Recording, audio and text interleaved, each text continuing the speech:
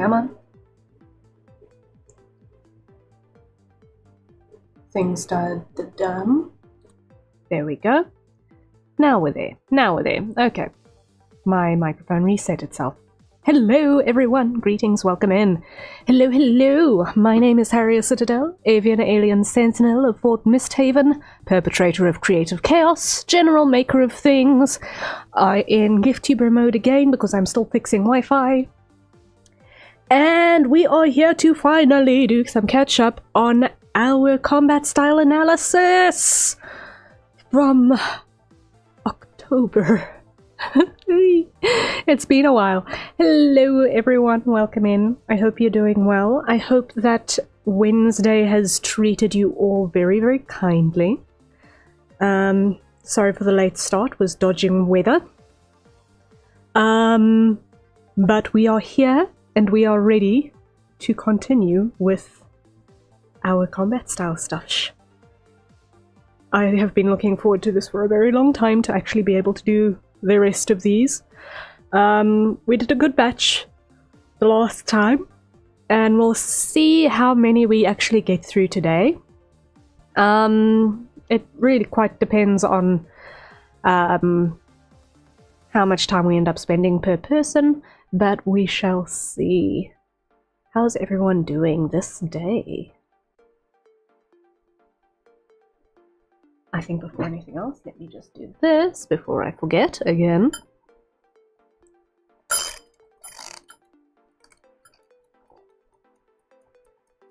Our hydrate timer. Let it do its thing. There we go. Alright. So let us head over to where we are going to be, and then I can explain what's actually going on over here. So, quite a while ago, wow, July last year, yipes, I opened up this event to do these combat style analyses. And basically, in a nutshell, how it works is you submit your character design and a little blurb about your character, and I give every aspect that you see on this radar graph here a value according to what I rationalize out of what I see. ABC, hello, welcome in. Many a moon ago, but today we continue. Glorious! Yes, indeed. It is long, long, long overdue, but I was in deadline grind modes throughout the end of last year, so while we had a little bit of a delay, I think that it's going to be good to get back into it with a fresh mindset. As soon as I'm done with catching up on this is actually going to be a perpetual event. So if you look at the schedule graphic that is pinned to my socials and also to the free chat on my YouTube, you'll see that there is a hashtag reanalysis fight, and that is basically this combat style analysis. And you can either submit on either Blue Sky or X or on my YouTube community page, which I very recently, very sneakily opened up. Or you could also submit in my Discord. I've still got to do a channel specifically for that in the Discord, but that is going to be coming soon, very, very soon. Pardon me. Still getting over being a little bit sick recently. And we will, at that point, whenever we get one in, we will do a new combat style analysis on the new character. And that counts for either new characters or new outfit designs or all of those things. So that is the plan. So, to start off with, let's just get past everyone who we did previously. I see some of the graphs kind of went and vanished. I'd already covered everyone who had submitted over on Blue Sky, and I'd started with a couple who submitted on X, and now we continue with those who are left. So we're going to start with the first one in the queue, who we see is Amunefret. So Temple Maiden turned assassin.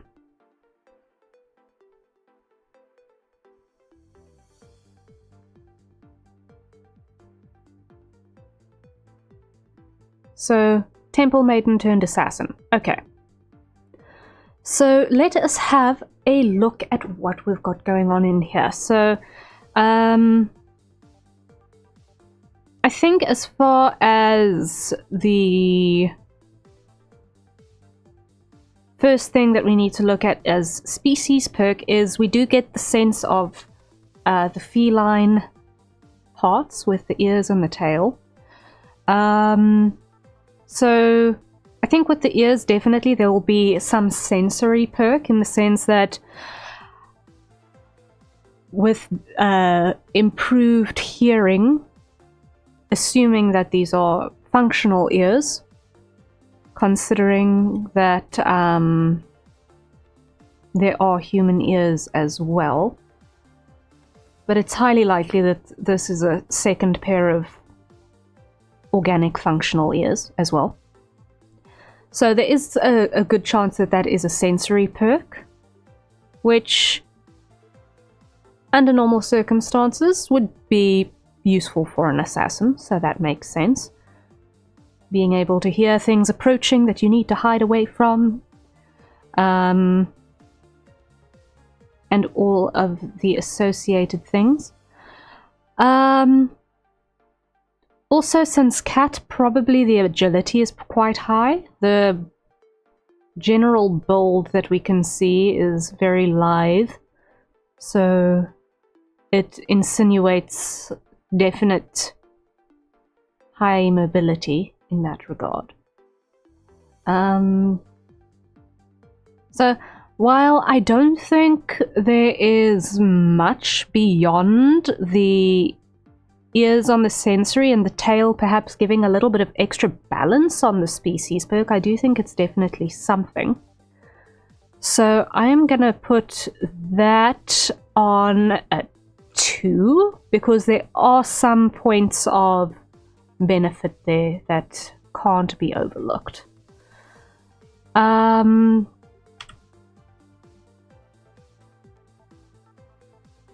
The next thing that we're going to look at here is going to be durability. So assassins generally are not the most heavily armored combat class out there, and that is very clearly reflected in the outfit design as well. There is basically nothing going on here in the line of armor. No biological armor of any description really that we can see. The arm wraps are fabric. So while I do assume that those are going to have quite a bit of additional padding by the looks of it, because it's multiple layers that are wrapped together here, I don't necessarily see that as being potentially able to stop a scimitar or something. So I do think the durability of this particular design is pretty low, if I had to guess.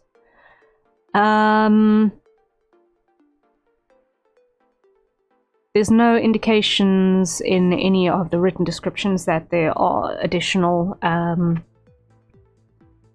shield or barrier perks that come with the skill set, so in terms of what all the skills that go with the lore are, it's kind of tricky to tell.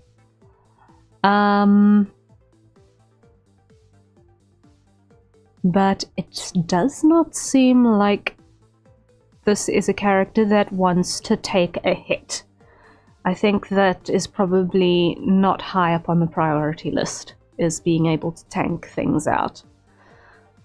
So I think for the durability score, we're going to put that on a 1. Because there is a lot in terms of exposed skin. And not much in terms of guarding vital areas. At most, I could see that this neck piece might act as a gorget, but it's a very, very, very low armor rating on that. However, that is immediately offset by a really high maneuverability score. Once again, we are dealing with cat. We are dealing with assassin. These clothes do not look like they are going to inhibit movement much at all. It's nice loose pants that are going to have a lot of movement and flexibility space around the hips. Cinched at the ankles, so they're not going to necessarily catch on everything that she steps around, at least not immediately by the foot area anyway. So it looks like also this shawl around her shoulders also leaves quite a bit of room for maneuverability there. The tail obviously also extra balance and so on. Literally the only thing that I can think of that would make it more potentially maneuverable is a set of wings or some flight ability that's implied. That would be a full 10 points on this. But considering that we don't have that, I'm going to put this down on an 8 because this is definitely a high maneuverability character. Alright, then the next thing we see is brute force. Now, build-wise, this is a very lithe individual. We don't necessarily see much in the line of musculature. We are also once again dealing with a temple maiden, which means that if the previous set of duties before assassination came into account was anything to go by, then at most there would be a baseline level of fitness that would be appropriate for cleaning, maybe carrying a few medium weight objects, urns full of ceremonial wine or whatever.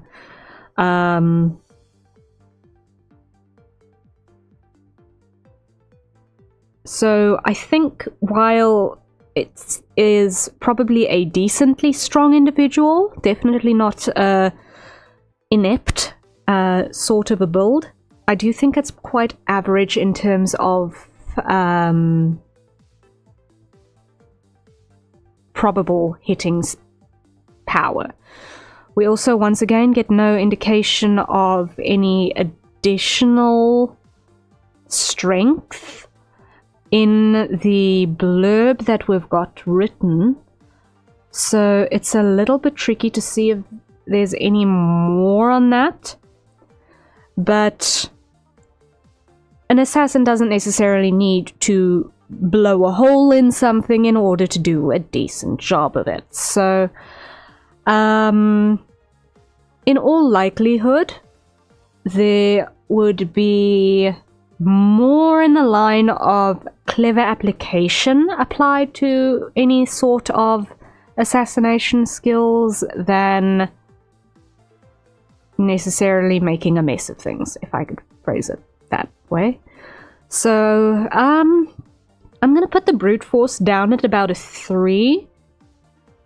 It's not a design that screams, I'm going to swing a massive hammer at you and go squish. But the implied previous job description does suggest that there has to be some baseline strength involved. So we're going to put that there. Then next thing is range. Now that one is a little bit tricky. We don't see any indication here of any carried weapons, so we can't see any of them, but that doesn't necessarily mean that they are not there. We do not know what resides in this urn that is on the hip. But there are lots and lots of folds in these pants and such where one could potentially hide some very, very small throwing weapons potentially, so that could be there. Don't know if they are there, but they absolutely could be. It's also not impossible that the discs that are hanging from the scarf or shawl object might also be throwing weapons that are just disguised as decoration. This is a flashy assassin. I would not put it past them to actually wear their weapons as accessories at that point. So a throwing range would definitely be more than arm's length, but I don't see, once again, any indication of other weaponry. So perhaps the range might also be implied in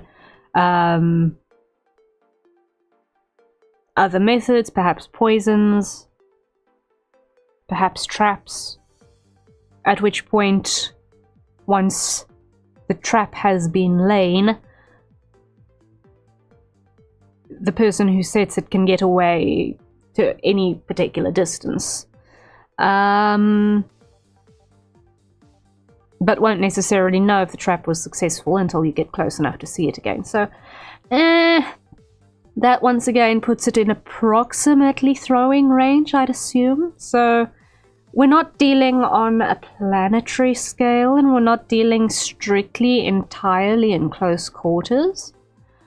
So I'm going to put this on a 7 for now, unless further information is provided, but I think we're looking at about a 7 here. Then the next thing is going to be adaptability. So here, that is basically your ability to get around a whole bunch of potential scenarios. The maneuverability is going to definitely lend itself to being a bit adaptable in terms of strategies and so on. But those strategies are going to be limited by the range and durability to an extent. So, also to the attire by some extent, because there is a definite need to be mindful of the fact that there is no armament. If this was going to go into a frontal confrontation, the absence of armament is definitely going to be something that would have an impact on strategic decision making. And also the number of things around the legs that can get hooked onto something. Those are also things that are going to definitely have an impact on the strategic choices that would need to be made. So I would probably put adaptability at around 5, because there is a reasonable amount depending on the scenario and circumstances in which this person finds themselves. But definitely some strong limitations based on self-preservation and not getting stuck in places. I have a distinct feeling that that is a limiting consideration to adaptability in that regard. So I'm going to put that at a 5. Now, the next class is magic, and This is basically a time-traveling assassin. So that is something that is definitely high magic right there, is time magic.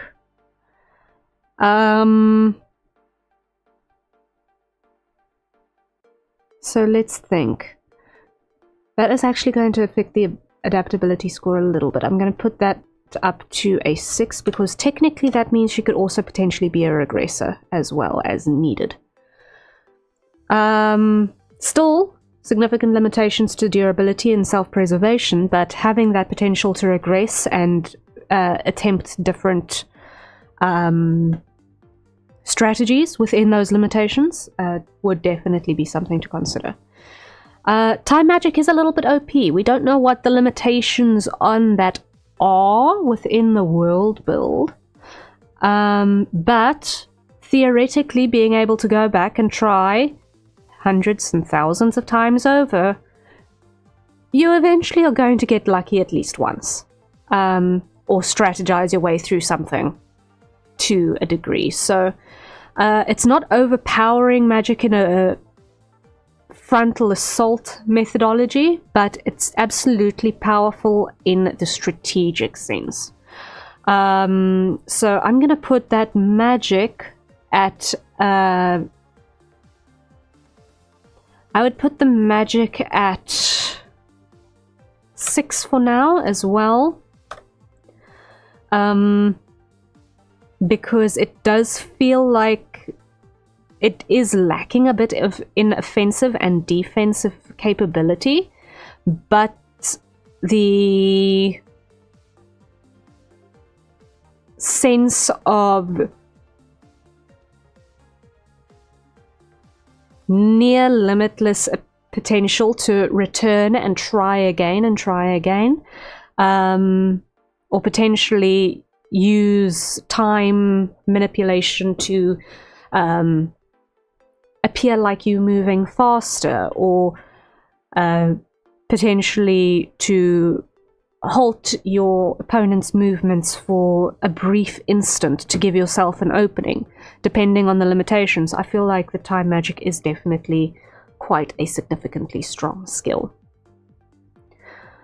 The next consideration is stealth, and on that front, even though we are dealing with an assassin character, I do not think that stealth is going to necessarily be the strongest suit here, because there is a lot on this outfit that can potentially make sounds. The shackles around the wrists and ankles with the chains automatically are going to knock off at least 2 points on stealth off of the maximum, because that is going to jingle a lot. You can't stop the jingling of chains. And also around the neck and the pants area, there are a lot of dangling ornaments that can also potentially make noise. So those are going to seriously detract from full stealth mode.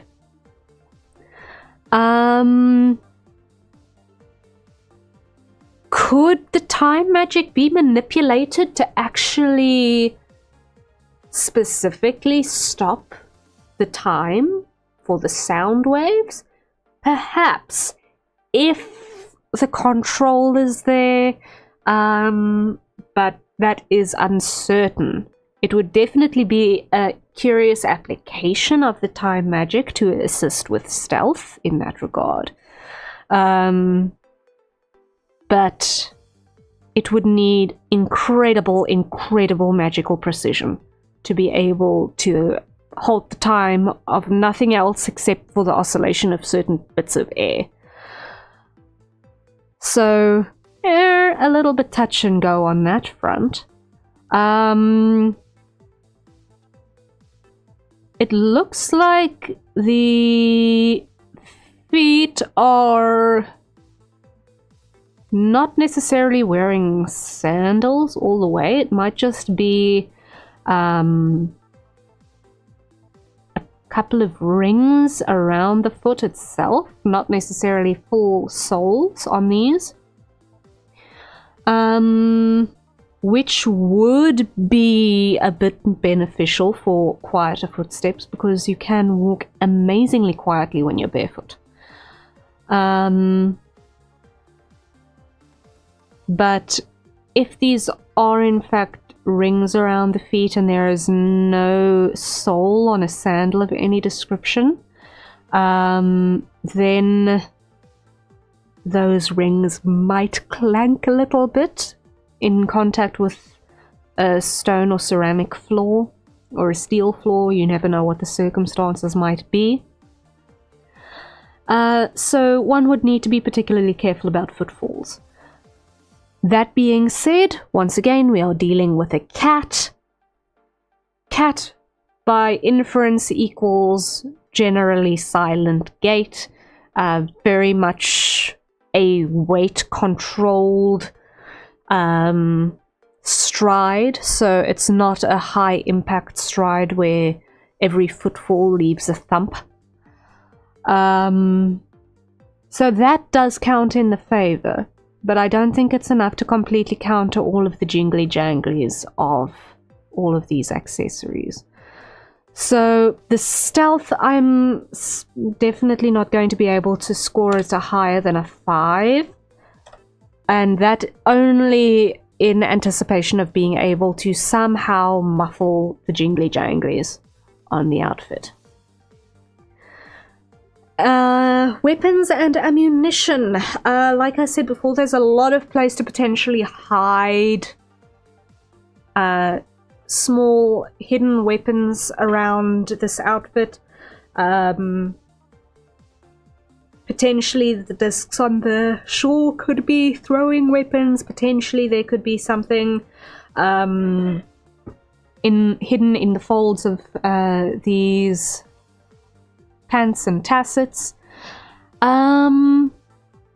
There are chains that are also dangling from the tassets as well. It looks like they could potentially also be something that could be dislodged and used as a choke chain as well, which as an armament is not bad.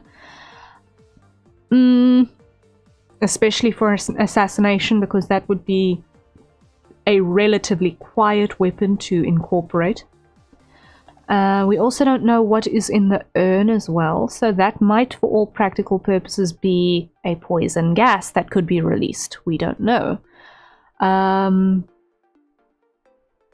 It could also be that there's something inside the gem that hangs from the tail that could be potentially a useful weapon. So depending on what hidden capabilities this outfit has, there are quite a couple of things that could be hidden weapons here. That aside, there isn't any obvious weaponry. I don't see armament around the knuckles, so that does not infer any sort of punching aids in that regard. It looks like she's got some potent nails though, so those technically count as weapons. As a good strong set of nails counts as a weapon, especially when, once again, cat. So I don't think she is unarmed, and I don't think she's potentially lacking in ammunition. Could there be something a bit more obvious? Potentially, but it also depends on what kind of assassination she finds herself busy with.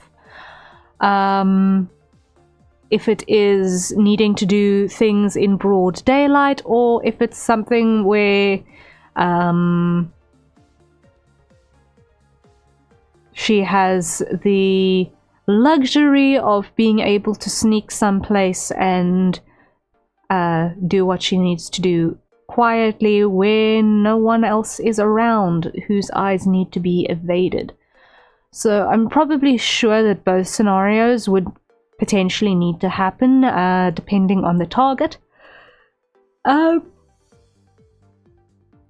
So while I can't necessarily see explicit weaponry, I can definitely see scope for there being a couple of things hidden on her person here.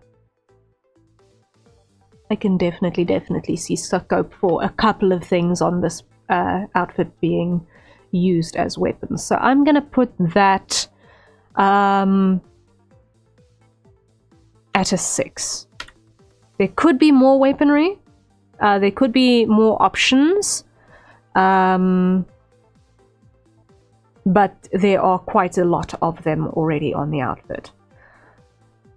So there is that.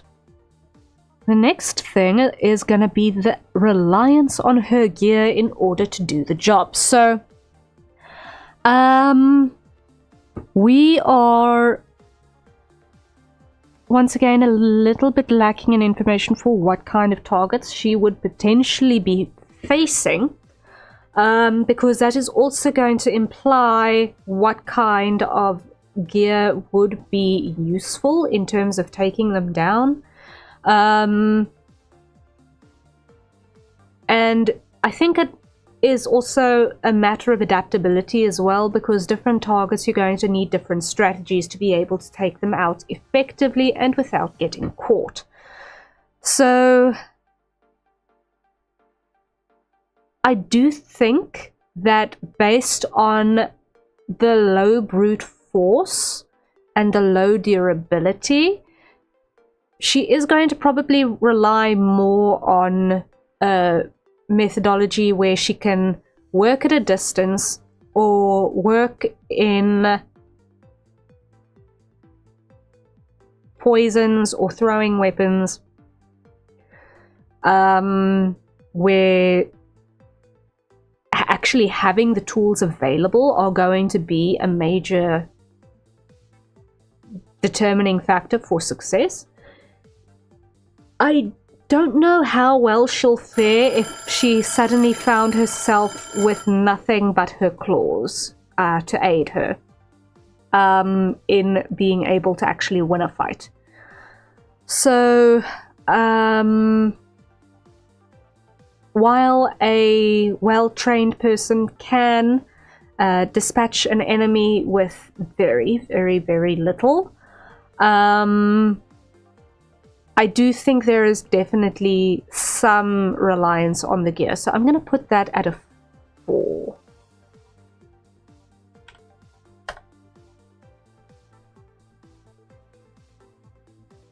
Okay. So I think that's where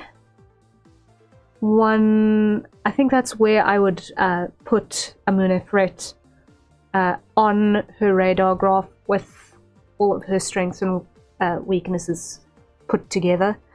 And that little bell was a hydrate reminder, so everyone, let us acquire our nearest safer consumption beverages and take a sip.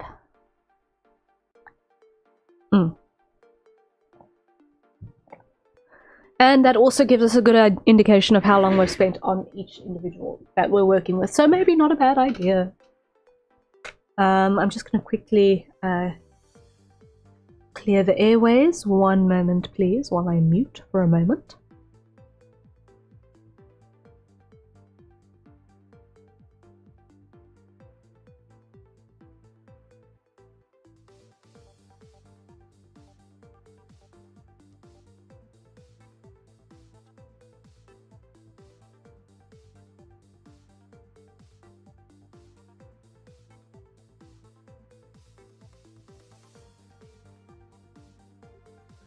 Alright, so that was Amunefret.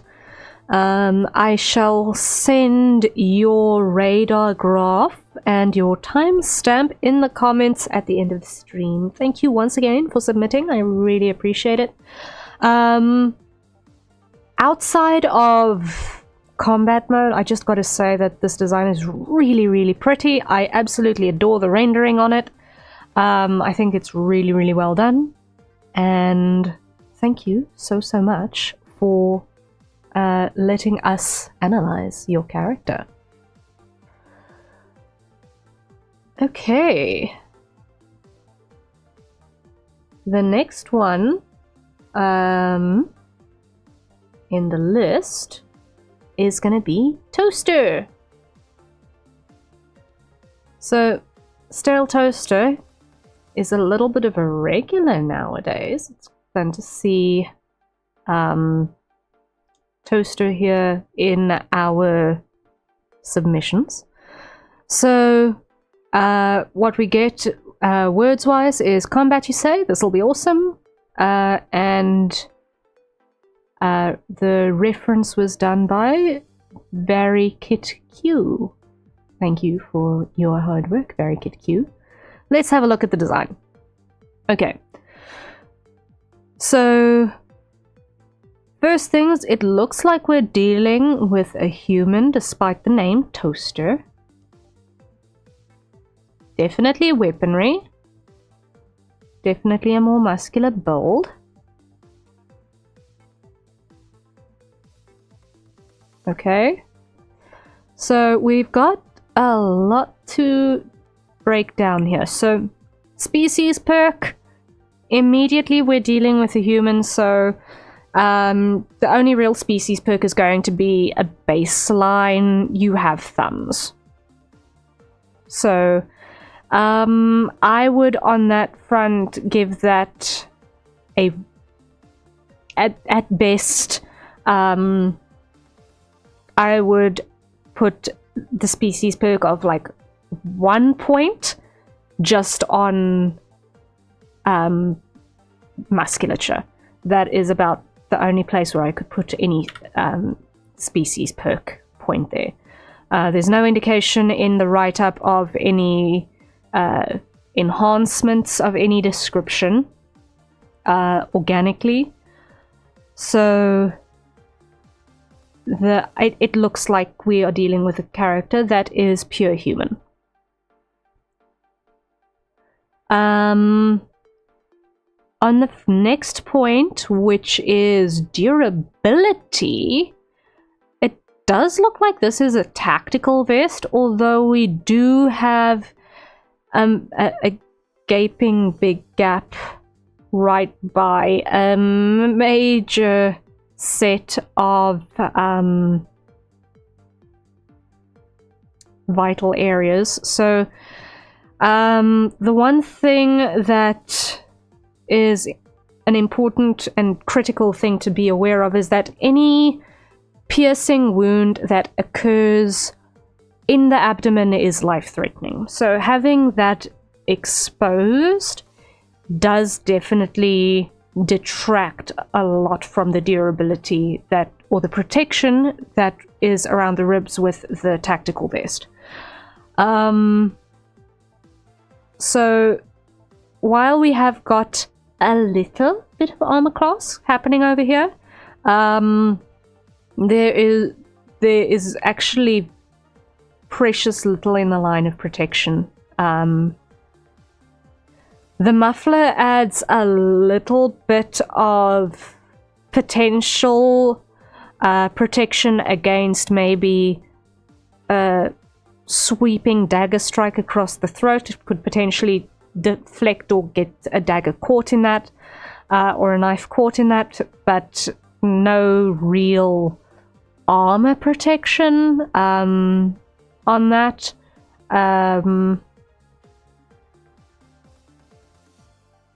No real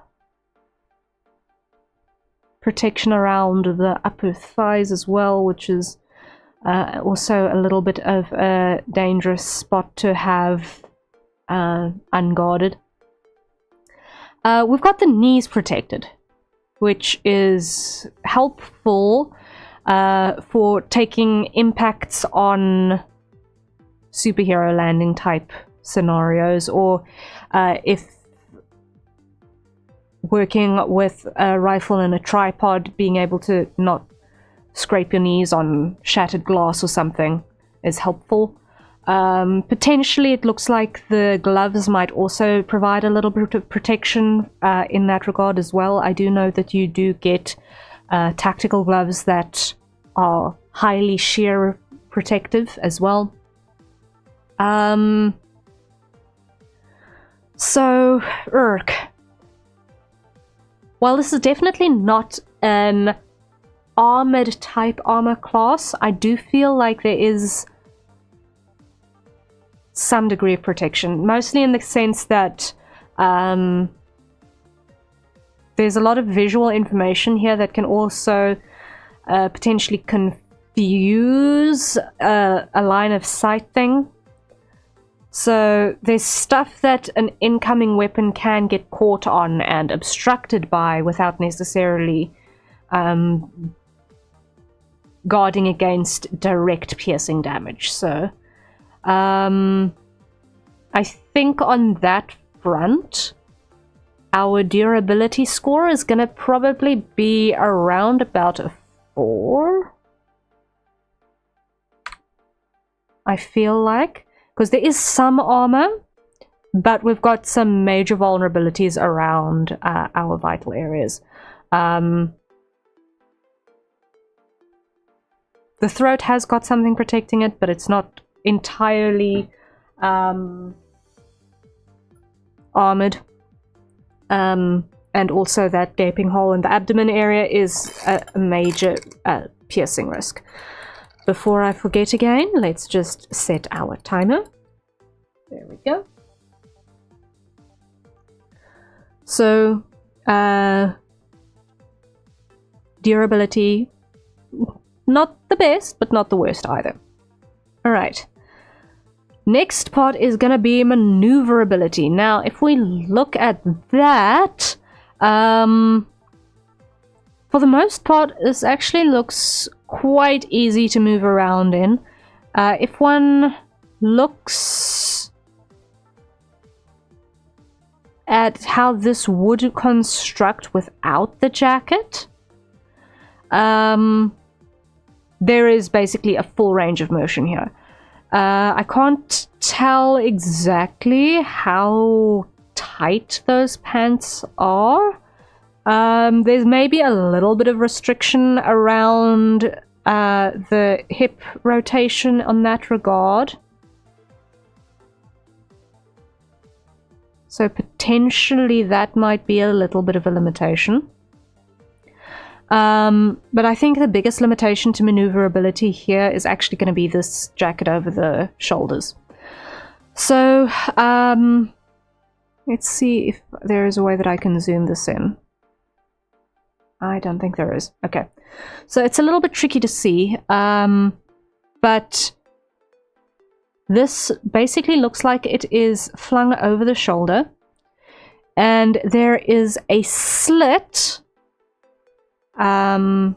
underneath the sleeve, so underneath the arm eye of the sleeve, that your arms can hook through so that the thing stays on.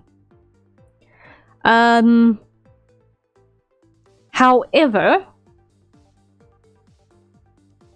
I have had things slung over my shoulders like this quite a bit, and I do know that it is something that when you wear something like this, you do definitely become aware of your upper arms specifically, and the weight and where that weight is balanced. So this is definitely a little bit more of a weighty mantle, considering what looks like quite plush sleeves, quite a long drape on that coat, the extra layer of the mantle and the fur on the collar. So that weight is all going to be stuff that one is going to be expressly aware of while moving around. So in a case of push comes to shove, you might need to actually discard the jacket in order to get the full range of motion that you need in a hand-to-hand combat scenario, despite there definitely being some concessions being made in terms of the cut to allow for a little bit of extra mobility.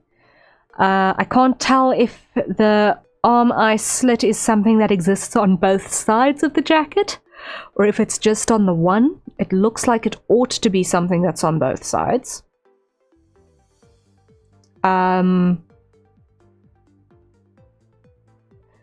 But even then, it looks like the slit starts quite low down.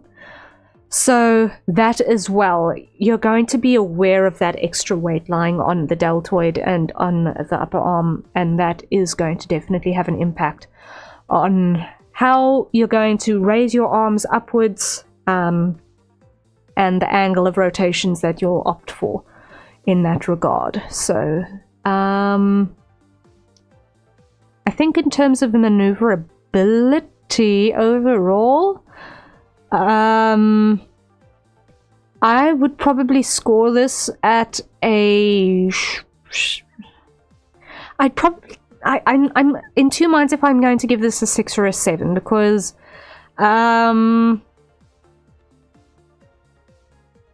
the kind of boots insinuate that there is going to be no issue with losing them over difficult terrain. But between the mantle section on the shoulder, the potential tightness around the hips, and the other thing, which is the hat. The hat might fall off if one does any inversions. And while it is possible to, do a backflip while holding your hat on your head, you might need your hands for other things at the time. So it really all once again depends on the context of what's going on at the time. So I think I'm going to put maneuverability. I'm going to put maneuverability at a 6 because there is a lot of movement scope that exists, but you would probably need to discard certain articles in order to get that full range out of it. Now, next point is going to be brute force, and we can see that this is definitely an individual with a strong build based off of the provided artwork. Definitely a strong core, which also adds into the high maneuverability. If we were talking about someone who did not have a visibly built core, I would actually take that down a couple more notches as well. The better your core strength generally, the more easily you can move yourself all over the show. But core strength does not necessarily full brute force make. It all depends on how you can actually apply the movement and momentum of your body, as well as what you've got going for you in terms of additional hitting power and so on. We are dealing with what I'm assuming is once again a baseline human. So while this is a strong build, it is also still a relatively lithe build. So I won't say that we're dealing with someone who's going to be a glass cannon, if I can phrase it that way, in the sense that it's all of the punching power, but not good at domestic lifting and moving as necessary. I have seen that a more lithe, functional sort of muscle can contain much more power than an inflated aesthetic sort of a muscle. So I do think that potentially there is quite a bit of scope for brute force in terms of melee work here. Also, good range of armament that could also add to that, but it's not necessarily the highest power armament either. So I'd say on a scale of brute force, this is probably gonna be about a 7, I think. There's lots of scope for it in melee. I don't see any, aside from the knife, I don't see any close range weaponry.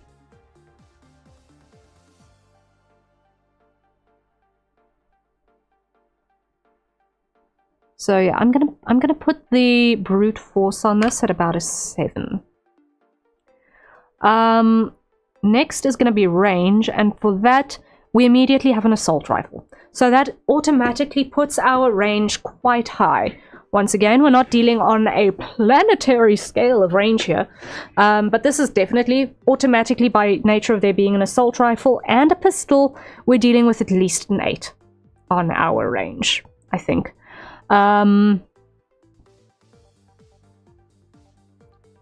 Looking over on this side of this frame specifically, I do see that there is an indication that this is not a normal cigarette. So possibly magic stuff going on here. Maybe. Also, the weaponry does have indications that it does not necessarily use standard ammunition. So potentially it could have augmentations over normal standard weaponry as well. So I'm feeling comfy giving this range an 8. We've definitely got scope for melee combat given the build and the knife, but definitely high range, so I'm going to put that on an 8 for sure.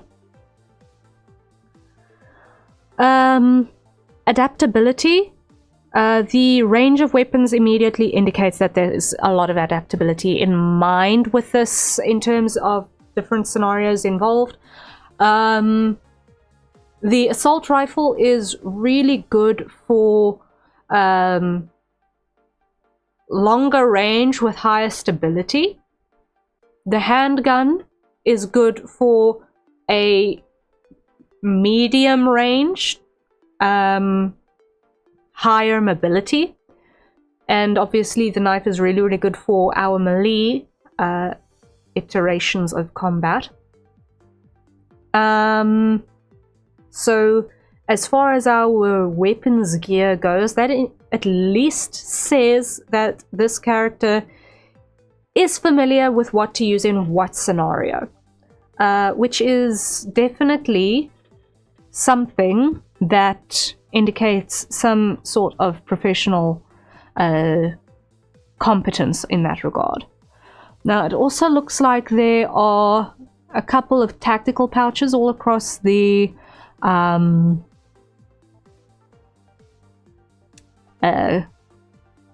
vest as well, which would indicate additional ammunition storage as well, which means that there is a high likelihood that there is scope for more ammunition than what you can fit into what is necessarily being carried.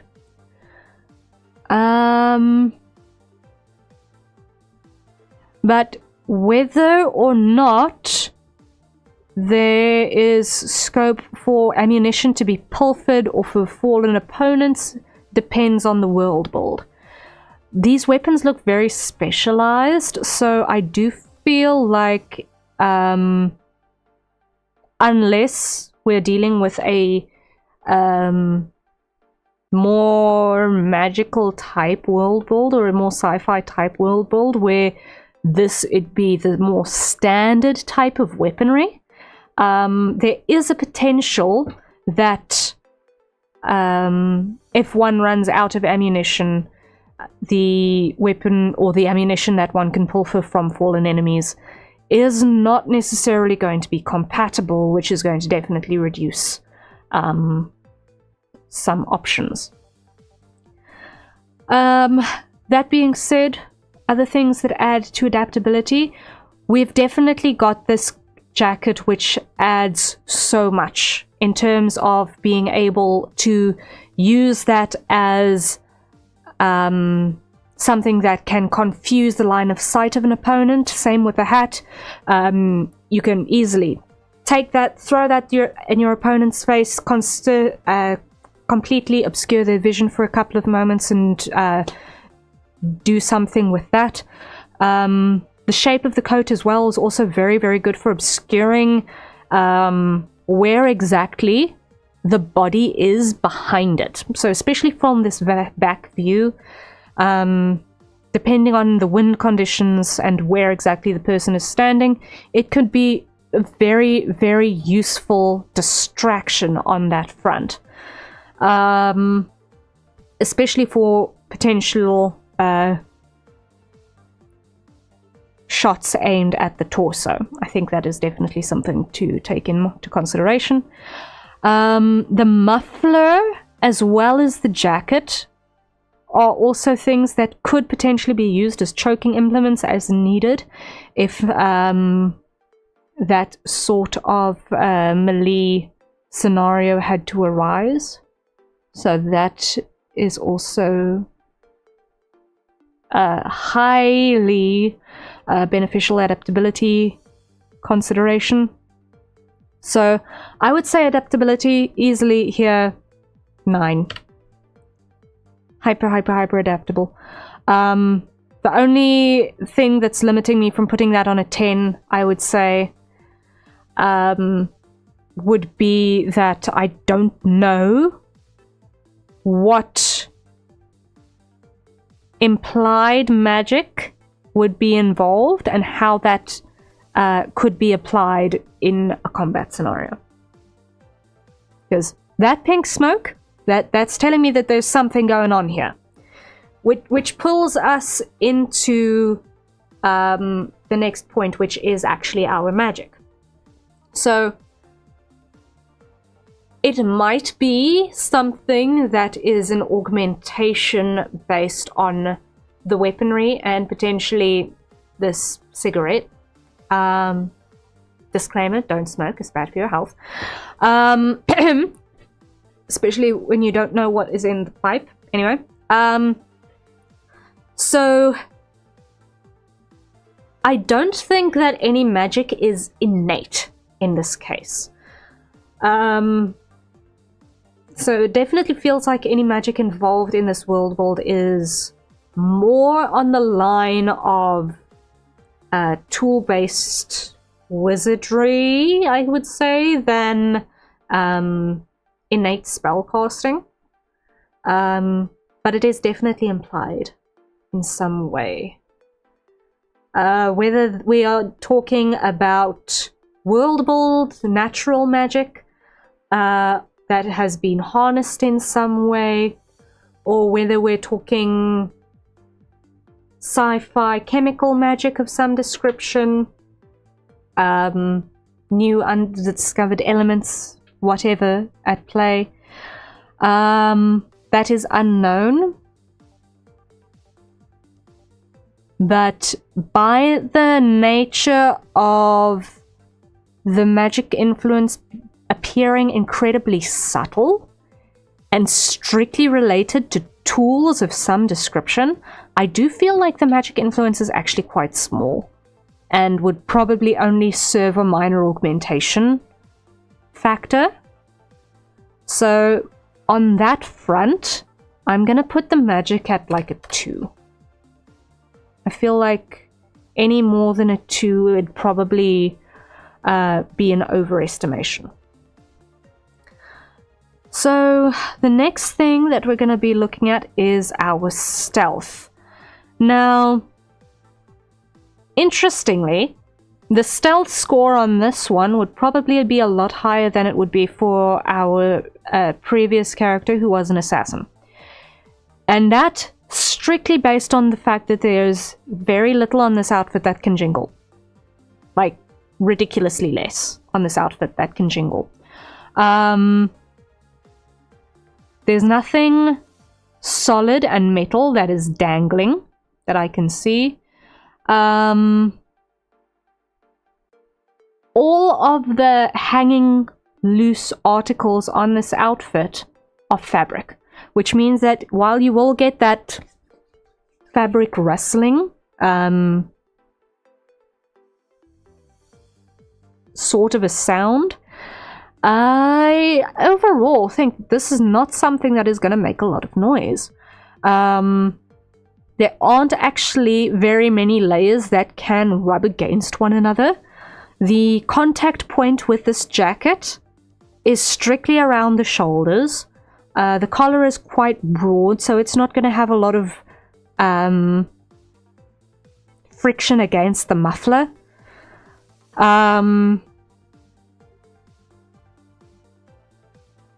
The thing that would probably be the biggest risk would be the combat boots, which would be probably leather. But okay, I suppose if they're leather, someone who knows their oats is and going to be taking care of their gear is definitely going to be moisturizing that with dubbin frequently so that it won't go squeaky. Alternatively, if these are canvas boots, they're also going to be less likely to make a sound. So all in all, I am pretty certain that this is quite a quiet outfit. So I won't give it a 10 because it's not something that I can see being in total stealth mode. I still feel like looking at these soles, they'll have a bit of weight to them. So in terms of normal footfalls, there will be a bit of a thump. But it is definitely possible to step quietly with these if one is stepping in such a way that the footfalls are happening deliberately and cautiously. But the biggest issue is going to be the ruffling of fabric. So I'm going to put the stealth at a 9. It's a very stealthy outfit.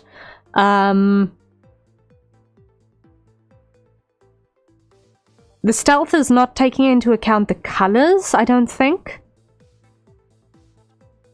There is a little bit of vibrance in the colors, and obviously the amount of skin being showing is attention drawing. So actually, on that front, it is not necessarily the best camouflage, but that also depends on the setting. So if we're dealing with a more urban scenario, potentially a more science fiction sort of a setting where this sort of outfit would be more normal looking, it would be less attention grabbing. But strictly on a sound front, I would say that this is a very stealthy outfit. Okay. Next on weapons and ammunition. We've already mentioned that we've got a really good range of weaponry in terms of covering the bases for long range, mid range, and close range. And it does look like there is definitely scope for augmentations, as we mentioned previously. So I feel like our weapon score is going to be medium to high.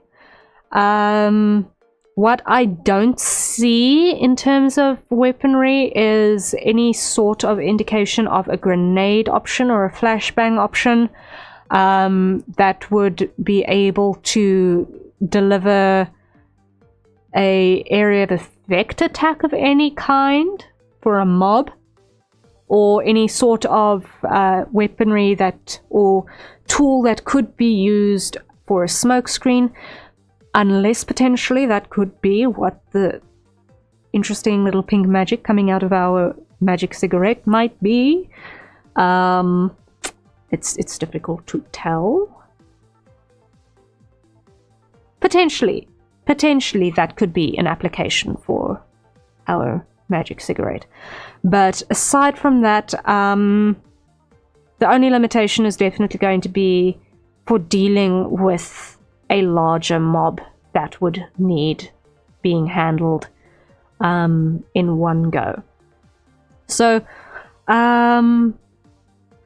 once again, we don't know world building wise whether this would be considered standard weaponry, or if it's something specialized. So once again, being able to pilfer ammunition off of fallen enemies, it's an unknown. So on the front of an unknown, I'm going to need to do a detraction from a 4 score. And not having an obvious solution for dealing with 3 or more people at the same time is going to be a detraction. But otherwise, I think this is actually really covering the bases quite well. Once again, we saw that there are cargo pouches on the vest. So there is definitely additional ammunition being stored. What's not obvious is how the weapons are carried under normal circumstances. So, while we know that the weapons exist, we don't know how they're carried. And that is also something that might be explained by magic pending the world build. Maybe. Perhaps one of the bracelets, for example, could be a spatial containment pouch. We don't know. Potentially, we don't know.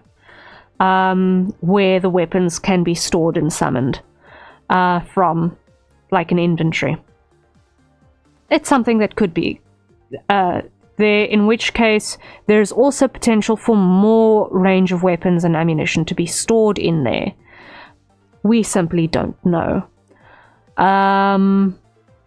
If it is the case, then that immediately puts the weapons and ammunition at a 9.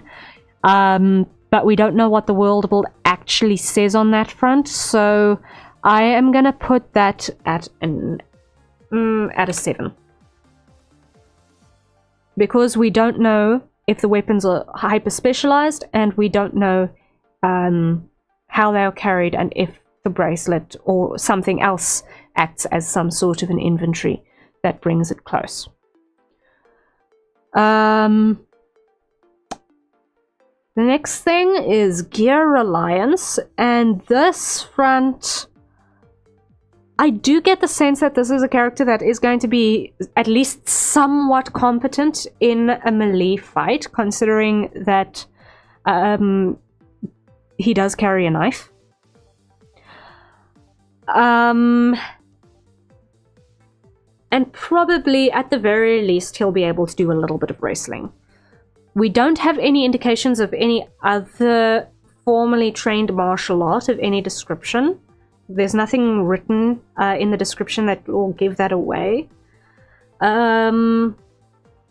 He ought to be able to hold his own. Once again, he's got core strength. If he's got his wits about him, he should be able to at least do a couple of joint locks or immobilize without any armament in a pinch.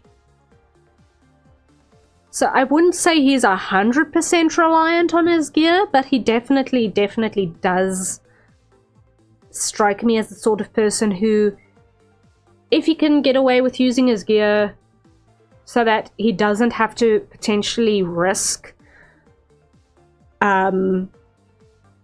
going for a close range combat scenario where the exposed vitals are going to be at a higher risk of taking injury, I do think he would probably err to the side of keeping distance first. So I am gonna put the gear reliance at a 5. Because he does definitely strike me as someone who needs it by preference, but can get away without it. I feel like that is a fair assessment on that front. Alright. And that is Stale Toaster in a nutshell.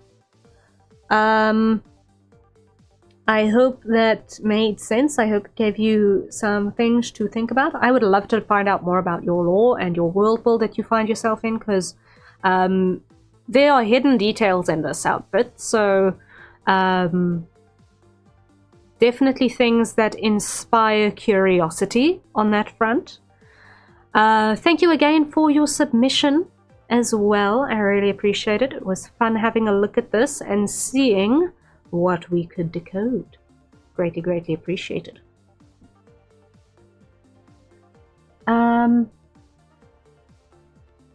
I think we also pretty much went for the full half an hour. We're kind of like 2 minutes away from getting the hydrate reminder to go off again, I see. So we're pretty much keeping to a half an hour per person at the moment. So we're starting to get a solid idea of how much time we're spending. Woohoo! Yes, once again, I will be sending you your radar graph at the end of the stream. Once I know what the timestamp is going to be, I will send you the link and the timestamp for your graph as well. But thank you for your submission. I appreciate.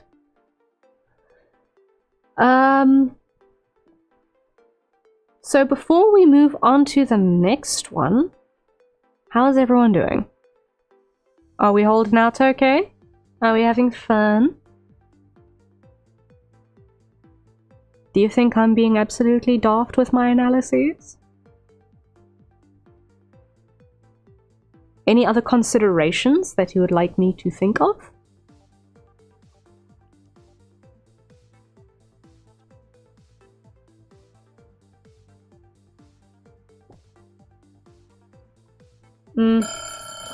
And there is our hydrate timer. So everyone, acquire your nearest safe consumption beverages and let's take a sip.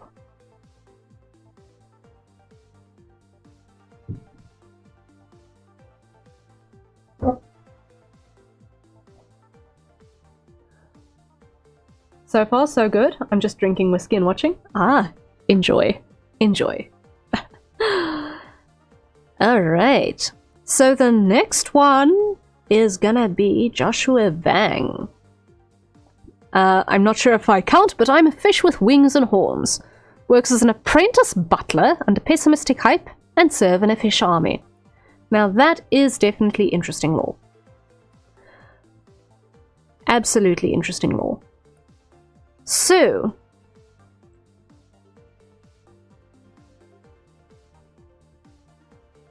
let us first have a look at the implied scale, pardon the pun, of fish.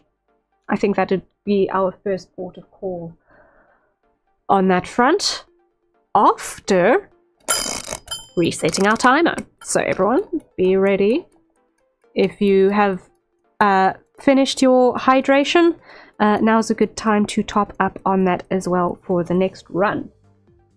So, based on this illustration, I would say that this is maybe not the biggest fish in the world. I don't think. If only based off of the size of the water droplets that we see coming off of the back of the tail. I think that's the first thing that we need to consider while decoding this, because a lot of this is going to go into the species perk considerations, I think.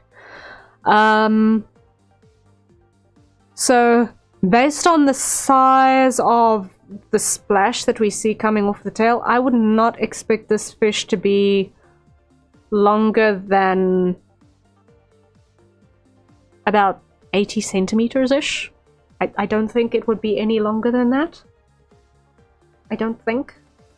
That's about, according to my ruler, 31.5-ish inches. Because I've got a sewing ruler on my desk for reasons of doing centimeter to inch conversions. So I don't think it's the biggest fish under the sun. Based off of that little detail on the illustration.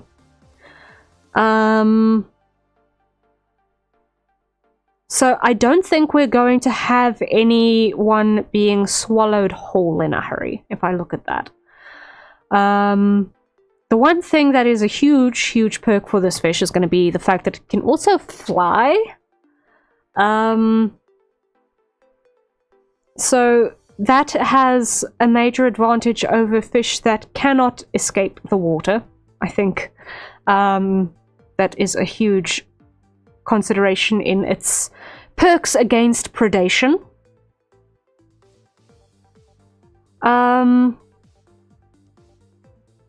That being said, I don't think it necessarily is gonna be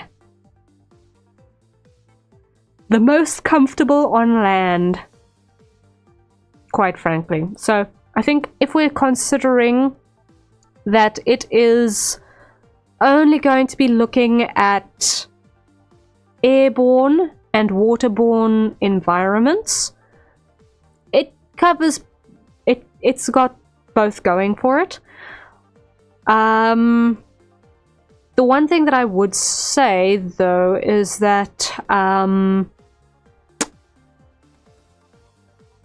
the wings, unless they fold very specifically and very cautiously, they are going to actually be a little bit of an inhibiting factor underwater because that's going to be extra drag. So that would be a point of potentially a disadvantage against fish that don't have that. Similarly with the horns, but then again you also get fish that have fins that are so spiky that they would also cause a similar amount of drag, so I think that's negligible on that front. And as far as fight is concerned, while the tail will provide rudder assistance on the x-axis, I don't see it being very effective for assisting in the air in terms of adjusting roll and yaw very well. Like, roll and pitch very well. Because there's no horizontal fin axis that will assist with the twisting in the air and being able to angle the body upwards and downwards as needed. So the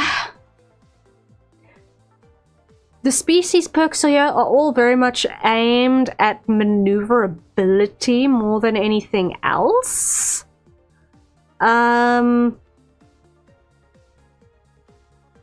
In a combat scenario, I don't see it necessarily having anything that will be particularly helpful on the offensive. The horns are relatively small and also angled backwards, which tells me that their existence is probably either going to be for display purposes or sensory.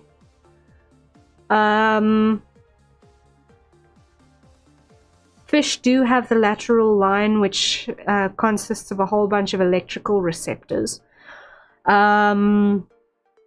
which assist in finding prey and detecting predators and generally having a sense of what's happening in the water around it.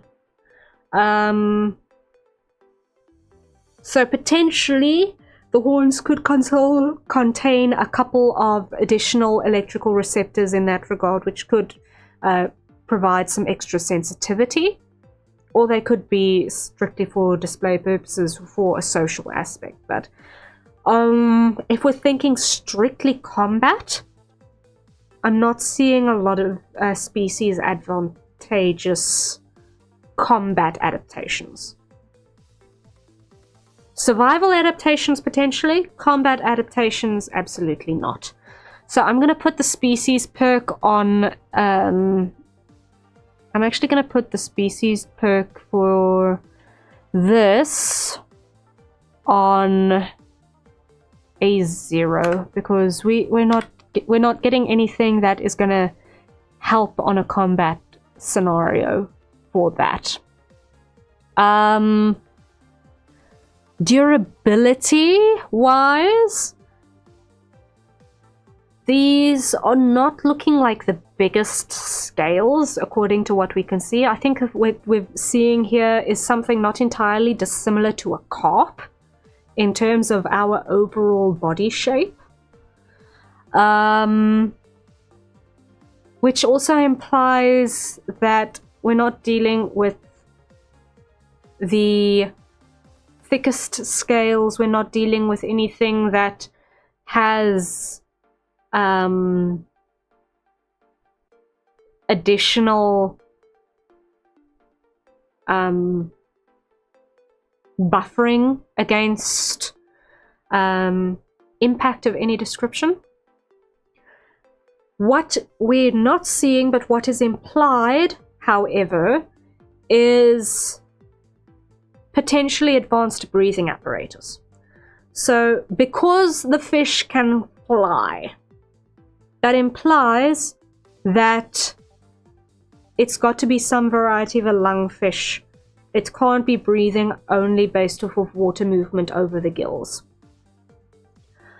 So in terms of comparison, hello Krahazik, welcome in. I hope you're doing well.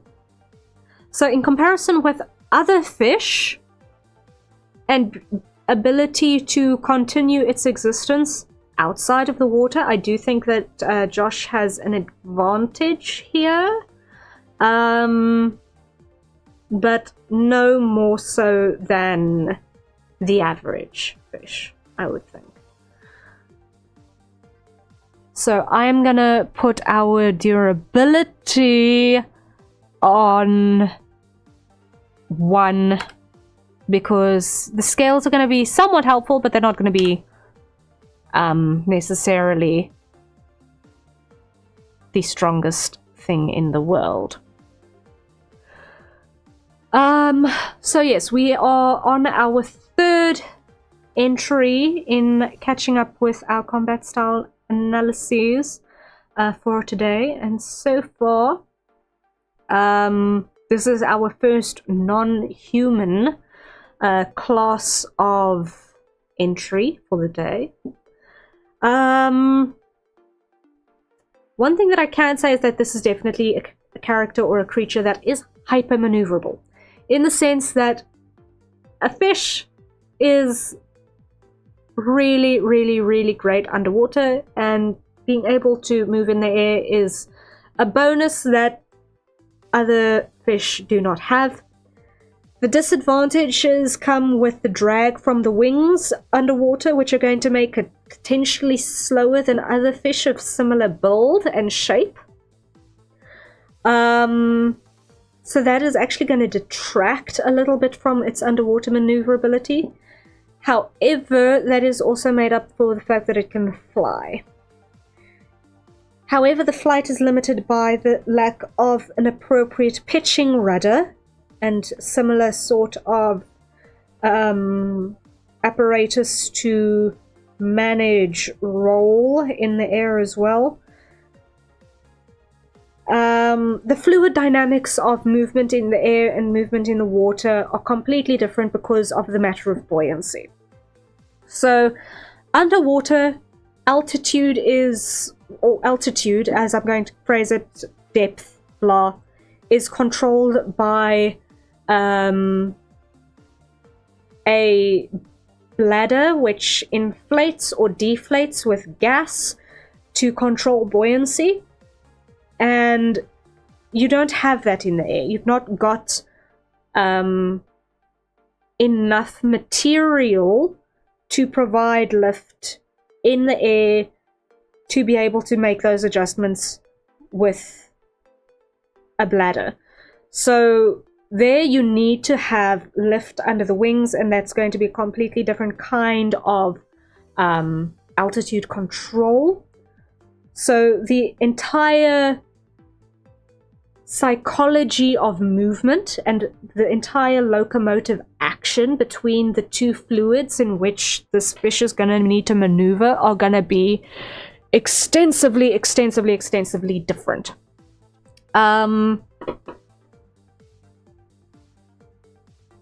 I feel like while these wings would be very, very helpful for a short burst, the fact that the join between where they start on the body and where they end is very short. There's very little wing membrane between that last flight finger and actually connecting to the body,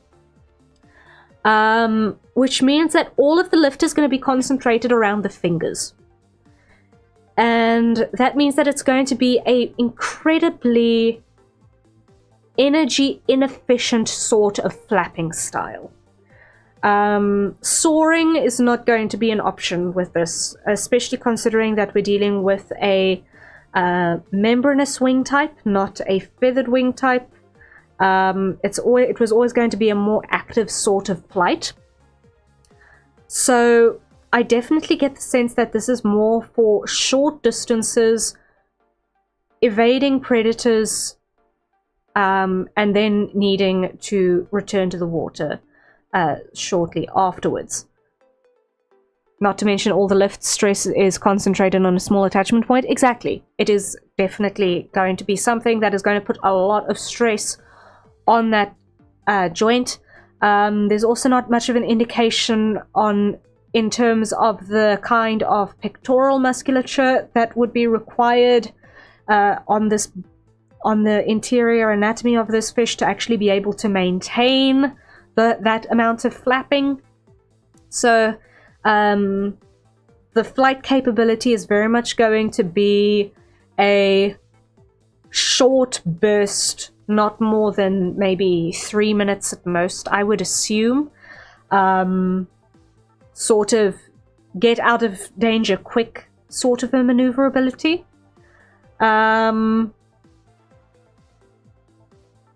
Definitely a slightly more prolonged flight than a quote-unquote flying fish. More gliding than true flight. I would actually say more active flight.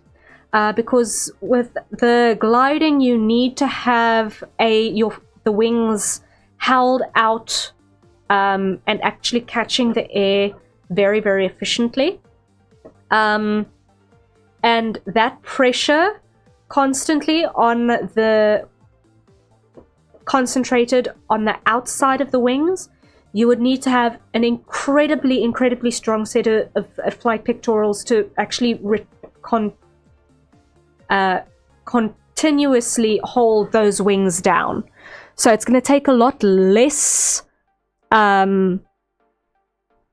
effort, if I can phrase it that way, on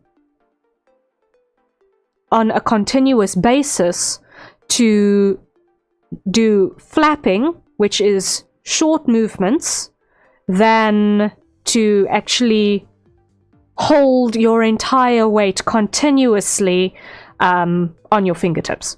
So imagine like you are doing dips. It's easier to do 3 or 4 of them for a shorter burst of time than to do one long continuous one. So when especially you are dealing with the actual work happening way, way, way away from the center of gravity and the center of mass, and what you are actually trying to push down and away from your pivot point, which would be on the flight fingers, it would definitely be a very active flight style with a lot of flapping. So while I do think that the wings do add to the maneuverability in terms of at least being able to get out of the water for a get safe quick scheme, we are dealing with a body shape that underwater is compact. So while we would have what is a good shape for generally your easy straight line movement, I do feel like the extra drag of the wings is going to definitely be a maneuverability restriction underwater. So it kind of evens out the get out of trouble quick card of actually having the wings. And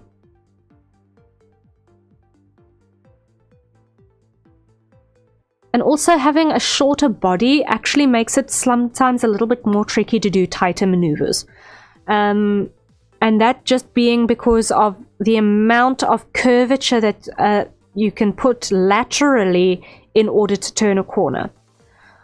So one of the most hyper maneuverable types of fish that I know of is a hammerhead shark, which has a relatively long body and also a horizontal fin structure on the front of its head, like what I mentioned previously, for pitch control in the air that this particular fish is lacking. The hammerhead has that underwater as well, which does significantly make it one of the most hyper maneuverable sorts of fish out there. A carp, or a carp-like build like this, somewhat less so. It can still turn on a dime, don't get me wrong, but if it were in an agility contest with a similar sort of a fish in terms of build, I do feel like it would actually have a tough time. So in terms of maneuverability, I am going to put this at a... I have to put it on a 4 because it's going to be incredibly limited in terms of options overall. I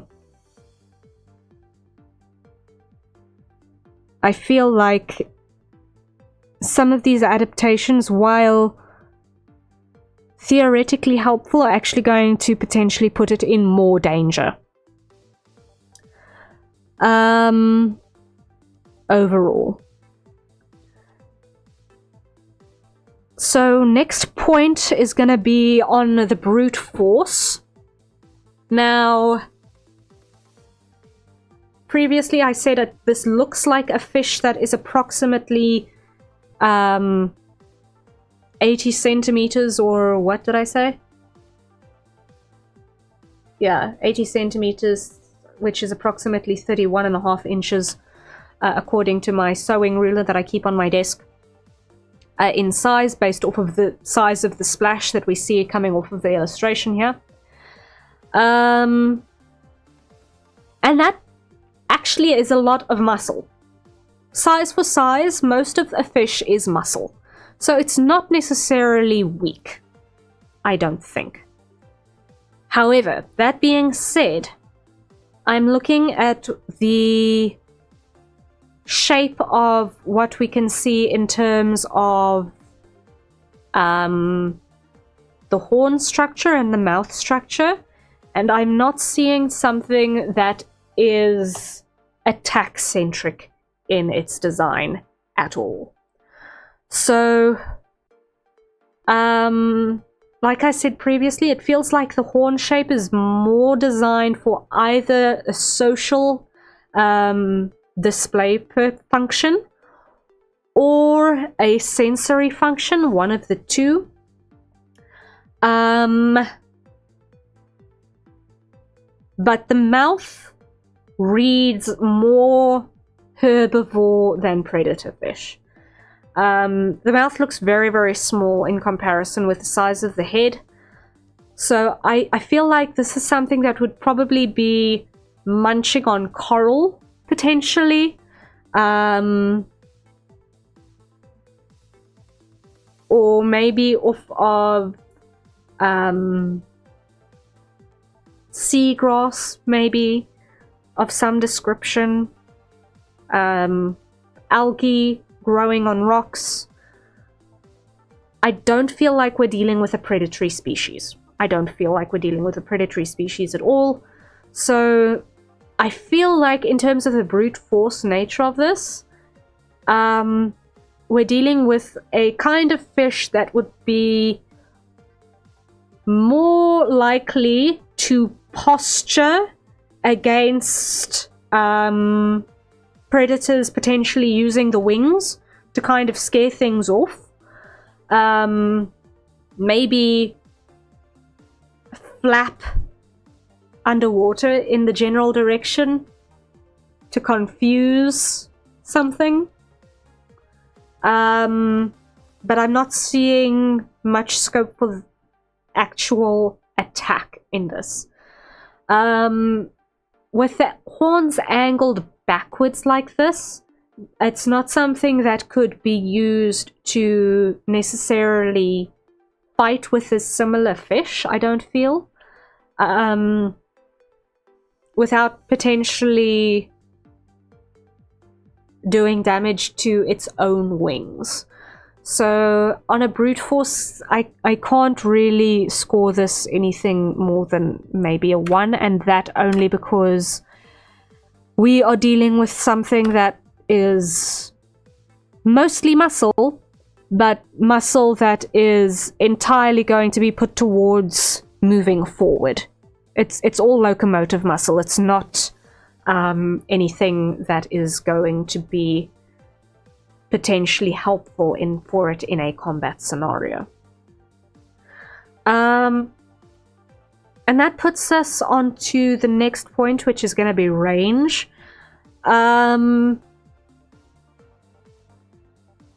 Unless there is some sort of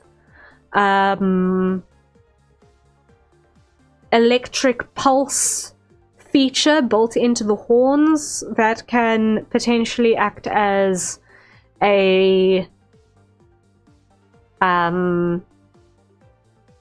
shock system, maybe, that could frighten away a predator that gets too close.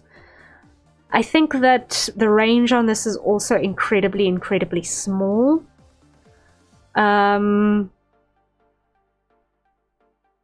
Underwater, the wings are going to be very, very high drag, so they're not going to really assist in increasing the range in any way.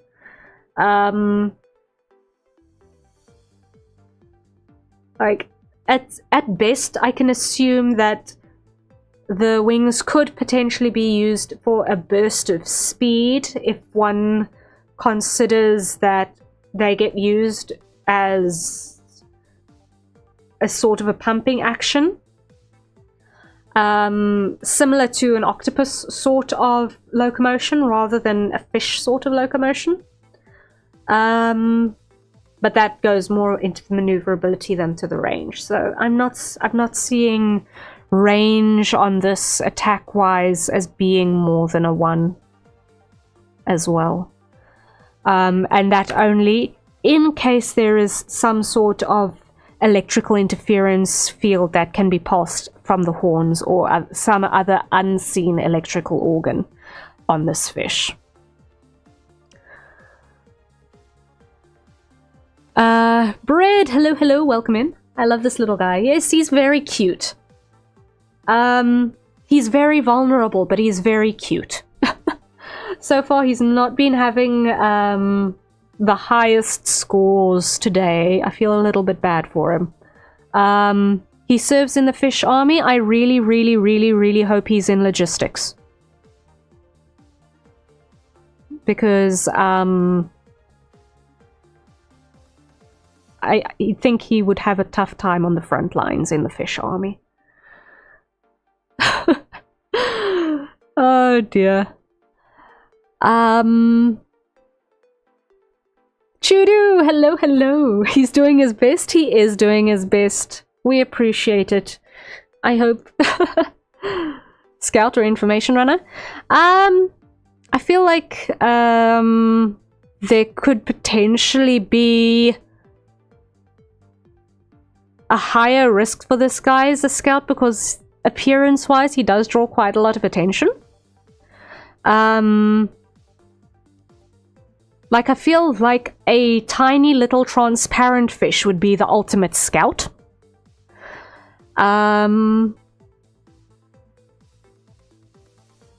but I do definitely feel like this is not a design that is optimized for frontline combat.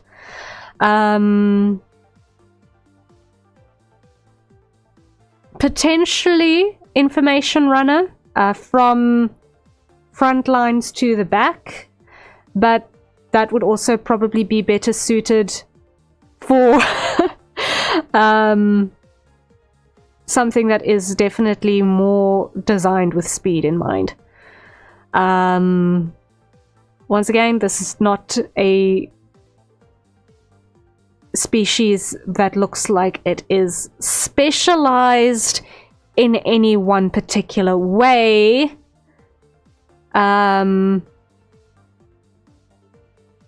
So I feel like as far as its adaptability goes, it can sort of get away with quickly getting out of trouble, and it might potentially have the stun aspect, maybe, but with its limited options in terms of no clear biting power,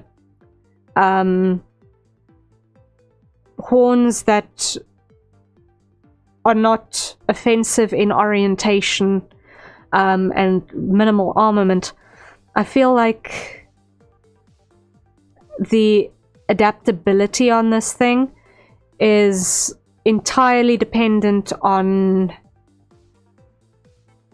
what it is that's chasing it and how specialized that would be.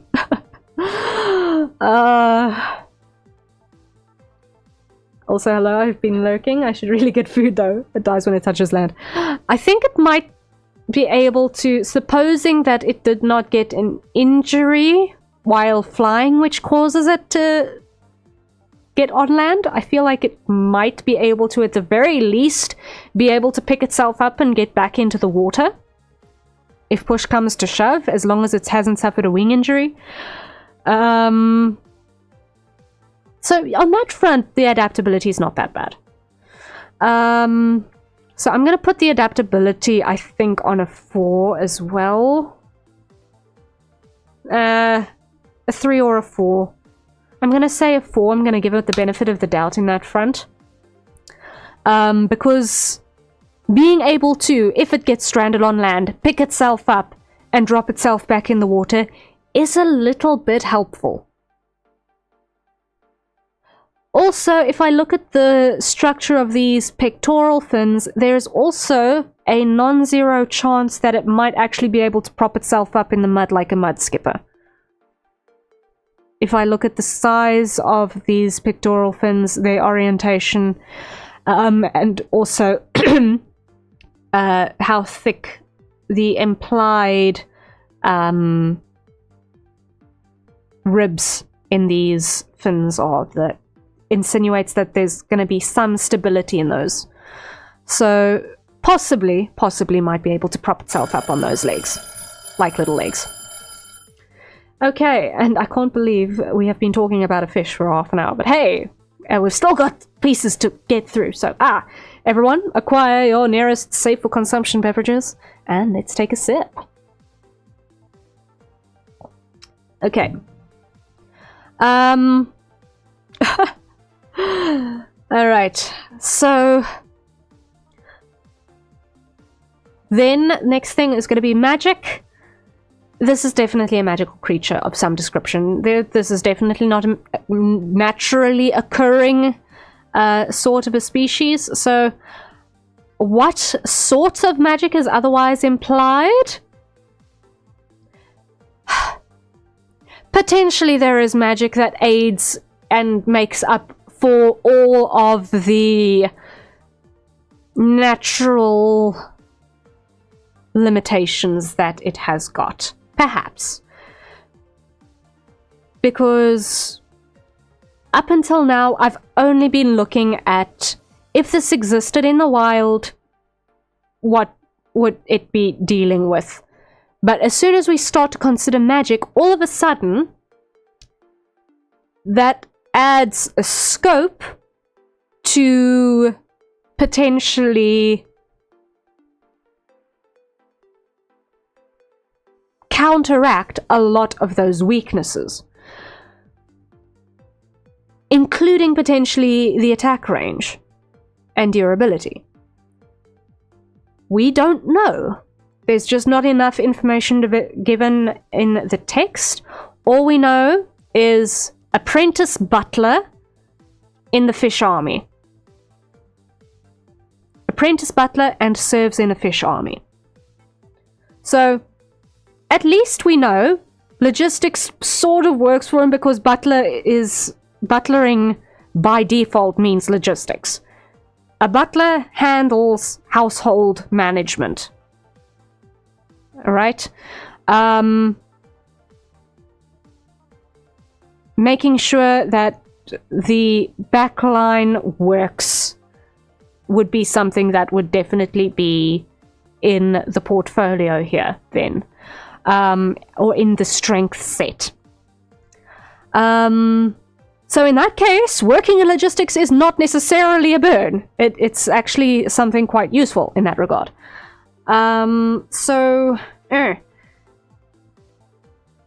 Let's see. If we have magic involved, it's also implied that magic would need to be involved for there to be a fish army as well. We don't know what the strength of that magic might be at all. So I'm gonna give this, on the magic account, I'm gonna give it a 4. Just because I feel like the magic would counteract a lot of the weaknesses that the build would naturally incur. But we don't have any indication of how strong that magical influence actually might be. Logistics on its own? Logistics with magic? Aha! Exactly, exactly.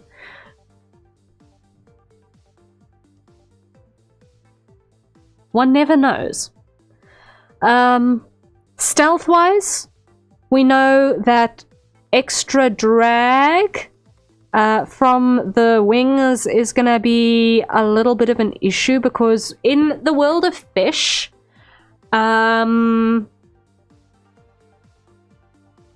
the perception of distance is all based off of electrical pulses, as well as water currents. So, if you live under the water, your ears need to be kind of good, because sometimes you've got creatures that have vocalizations looking at all of the mammals, all of the undersea mammals.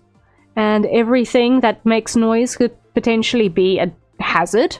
So everything must be able to hear. But in terms of fish detecting other fish, the majority of the sensory input, to my knowledge at the very least, is based off of proximity currents and electrical pulse. And on both of those fronts, there is a likelihood that this fish probably puts out a little bit more than usual.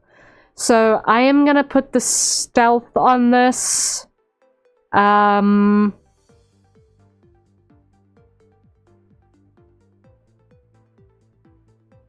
gonna put the stealth on this on a 6.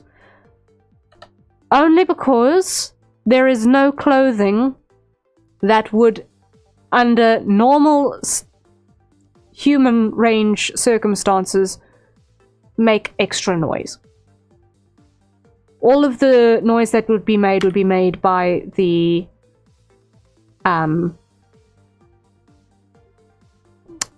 turbulence coming off of the extra horns and wings. Weapons and ammunition is going to be a solid 0, because it's not carrying anything. So there are no weapons for it to carry. There's no ammunition for it to carry. And as such, also gear alliance is going to be 0, because all of the combat probabilities and functionalities are going to be organic or magical.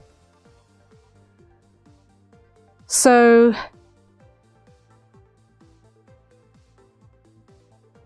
There are some strengths, but definitely absolutely not a combat-centric character class.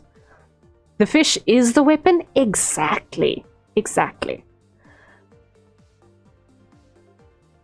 So, Joshua, thank you so much for submitting your fish. It has definitely been an interesting one to try and analyze for combat proficiency.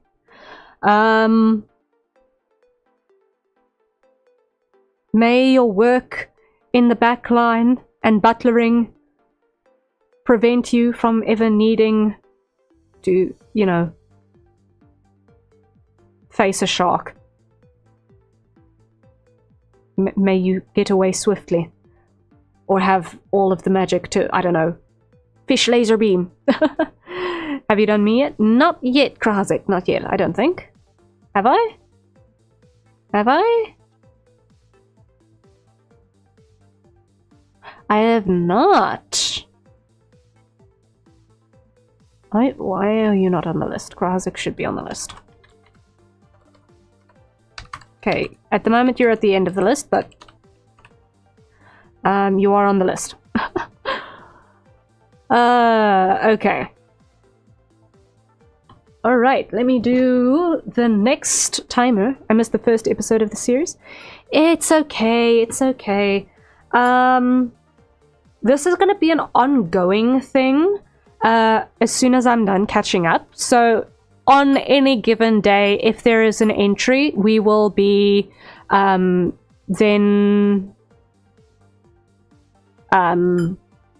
looking at that on the given day that we see it appear in the inbox, basically. So from now on, basically, if you want to submit your character for combat style analysis, you can use the hashtag reanalysisfight that you can see on my schedule graphics, both on the pinned posts in my Blue Sky and X pages, and also in the community tab on my YouTube page, and also in the thumbnail of the free chat stream that is also on my YouTube page as well. The free chat basically exists as a schedule that is perpetually there, and free chat space that is perpetually there, if you want it. But alright, let us just reset the timer for a number next and keep going. Okay, so that was number 3 for today. Thank you for your submission, Josh. Fish dive bomb. Imagine getting slapped with a fish from the air. I can imagine that being an interesting day. I can imagine that definitely being an interesting day. Hi, shame.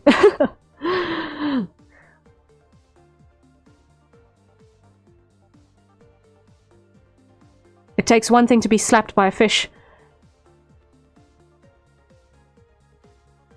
Especially considering that's something even worse than being slapped with a fish. Gasp. A fish that has the capacity to decide to specifically slap you? Gasp. Alright. So, let us move on to number next, and that is going to be Xenios. Over here. Did we hydrate, guys? I can't remember. So everyone, acquire your nearest safe for consumption beverages, and let's take a sip. I'm definitely going to need to top up soon.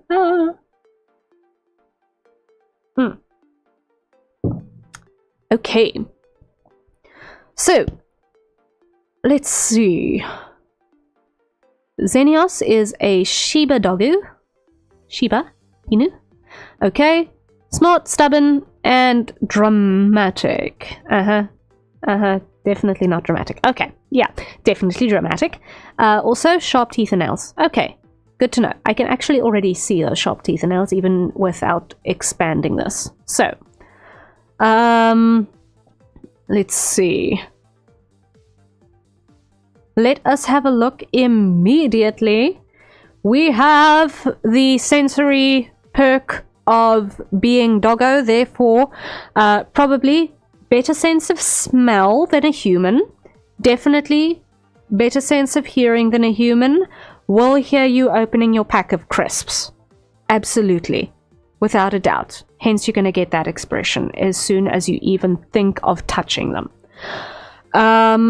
So also the teeth and the nails are, as far as the combat goes, a little bit of a perk as well.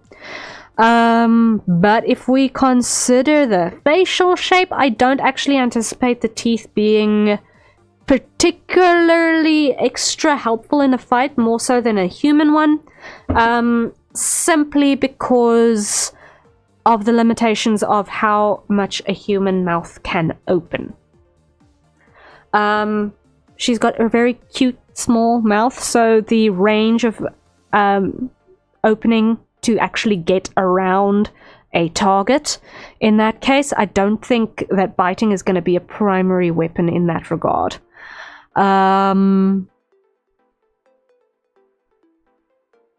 But otherwise, the sensory perks of the extra hearing and the sense of smell, that is going to be actually an important one, because having an advanced sense of smell will definitely be helpful if you're facing anyone who uses any sort of chemical weapon, any kind of gases or anything like that. You'll be able to detect those faster and be able to get out of harm's way. So there is a lot of benefit to having a strong sense of smell, although it can just as easily be used against you with certain high potency scent based weapons. So as far as species perk goes, the claws are real and quite long. I have had enough encounters with dogs with long nails to know that that is not to be trifled with. So I'm going to put the species perk on I think a 3, because we have got that sensory advantage, which could also potentially be used as a disadvantage depending on the opponent. But the claws, definitely helpful in a fight. Canine claws are, while not necessarily as sharp as potentially a feline claw, they absolutely are hard. And those hard claws, they don't need to be sharp to do damage. They have a small enough surface area, even without necessarily being dig into a tree sharp, to do significant damage. My dog was trying to climb on me yesterday. Yes, the claws hurt. Yep. I still have a scar on my upper arm from the time I was trying to give my dog his first bath. And he was very much not liking the idea, and he was hugging me in desperation to not get put in the bathtub, and he scratched my bicep. I've still got the scar from that. So yes, canine claws are not to be underestimated. Not by long and a ways. Next thing, let us look at durability. So, there is no armor on this design that I can see. No armor at all. So that is definitely going to be a more natural sort of organic level of durability, which puts us at about a 0 to 1. She's very cute. Maybe that counts as something that is a natural armor of itself, because there's no organic armor of any description either, aside from potentially the cute factor. That is maybe something we should consider as part of our durability, is how reluctant will our potential opponent be to even initiate causing harm, because the cuteness factor is real. I don't think we've ever accounted for the cuteness factor before. I will need to make a note of that for future reference. Depends on the opponent. This is also true. This is also very, very true. And just now, she is fighting someone who is equally cute in other ways. Perhaps the fight is over who is the cutest, in which case the claws are going to come out on both sides, and it doesn't matter how cute you guys are. Poor fish from the last slide didn't get a cuteness factor discussion. Look, if we're looking from the cuteness for the last one as well, I'd also say it is a cute fish. It is a very cute fish. It's an absolutely adorable fish. But I don't think that sharks are going to look at your cute factor. Some opponents, the cute factor enhances their desirability and resale factor, so opponent has extra incentive to subdue. This is also true, and then you also get the cuteness aggression. The cuteness aggression is something that a couple of people suffer from, in which case they see the cute and they want to squish, which actually puts you more at risk.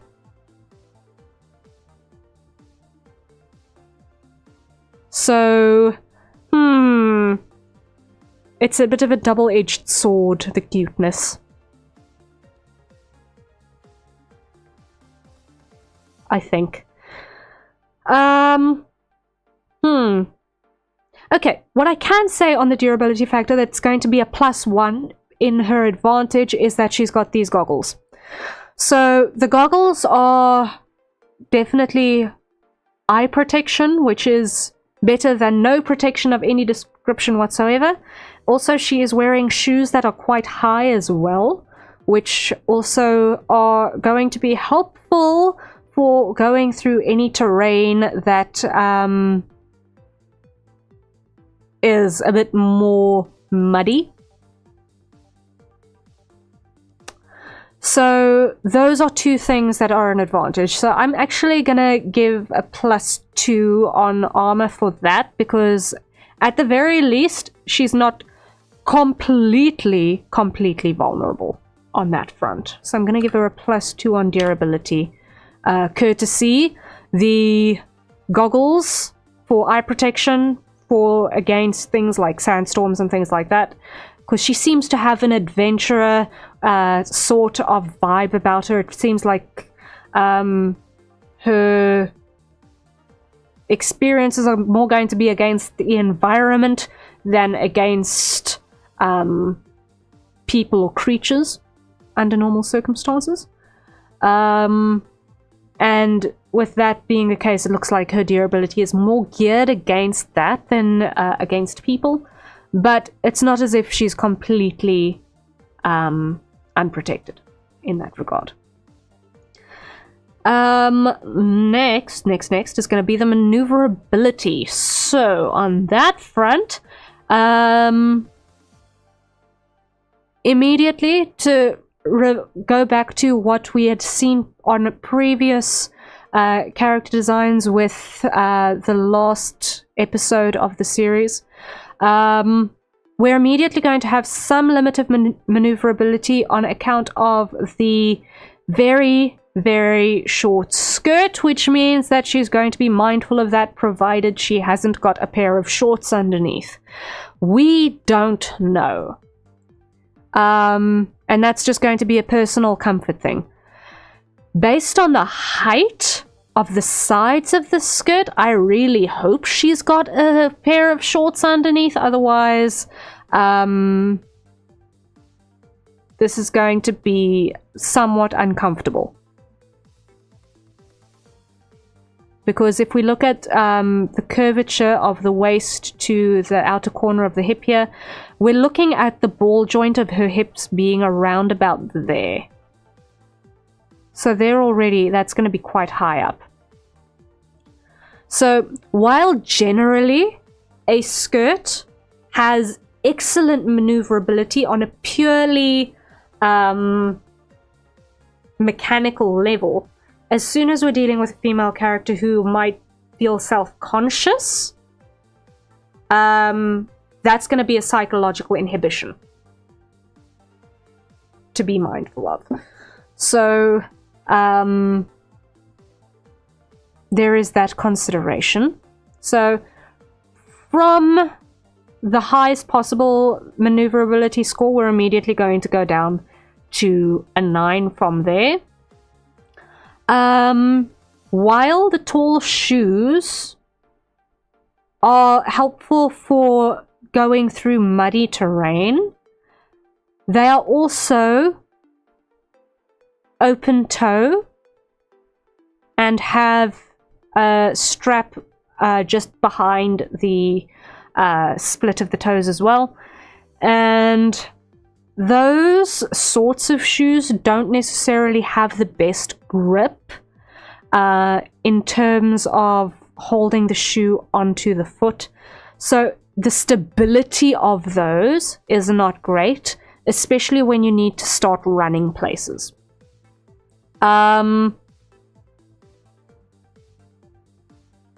I don't know what the shoe looks like from the side in terms of the sole construction. It looks like it might be a platform.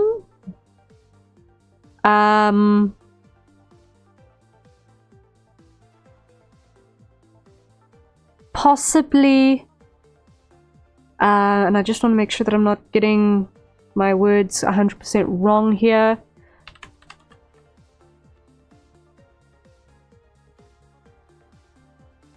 Possibly a getter sandal. Not 100% sure. Not easy to tell based on the front view only. There's not really enough contrast for me to see if it's a getter or not by the toe section here.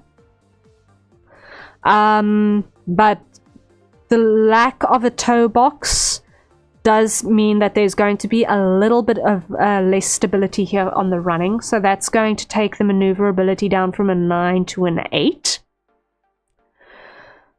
Aside from that, the joints are pretty well exposed. There's nothing inhibiting there. There's no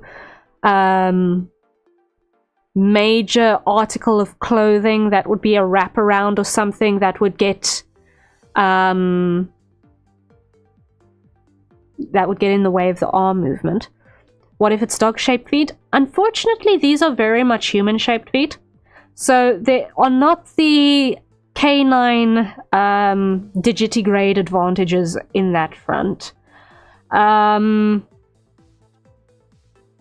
The overall thigh to shin to foot ratio is also very much human plantigrade as well.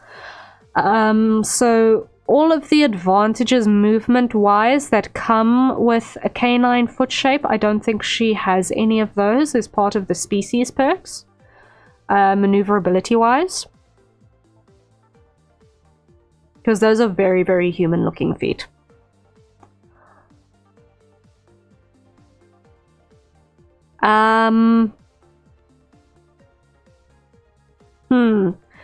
Also, maneuverability-wise, if I look at the cut of this jacket,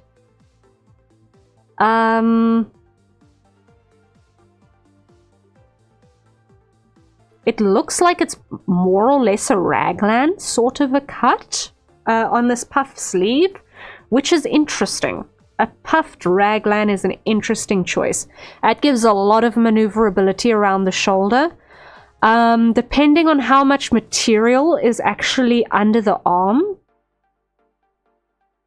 Human feet only to be trapped in a leather coffin. Yeah, I know. I have a weakness when I'm doing my own character designs, but that's a point for another conversation. That's another day's conversation about my interesting relationship with giving Kemono Mimi characters human feet or not. That's a conversation for another day. But yeah, I think the maneuverability of a human foot is very, very, very much restricted by the footwear. or the lack thereof. And I just realized you guys can't actually see the feet on this particular thing just because of where exactly I'm parked right now. So if I park over here for a bit, you should be able to see what I'm talking about in terms of the shape of the strap on the shoe. So it's not really something that is designed for, I would say, a more combat-centric sort of a running style. Not a fan of the open toe for adventuring. It is very risky. An open toe is very, very risky for adventuring. I must agree. But, we digress. The shin gets good protection. The shins do get good protection, though. So, I think that I added to my thoughts on the general durability is that she's actually wearing something helpful, but not enough necessarily to, you know, be environmentally protected. Yeah. So maneuverability wise, I'm gonna put this on a,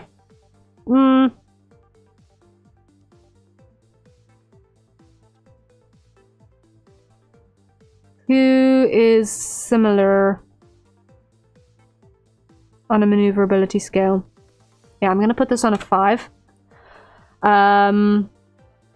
Because we've got some things that make it definitely more easy to move around. We don't have the over-the-shoulder jacket that so many VTubers have that definitely would get in the way of the arm movement. These decorative chains that hang around the front have enough slack, I feel, that their arms should be able to move back without them starting to pull too tight. So that is helpful. They seem to be more the inventor type than the adventurer type. And maybe a little bit, except that we do see a compass hanging from the belt as well as what is very clearly a treasure map, I think.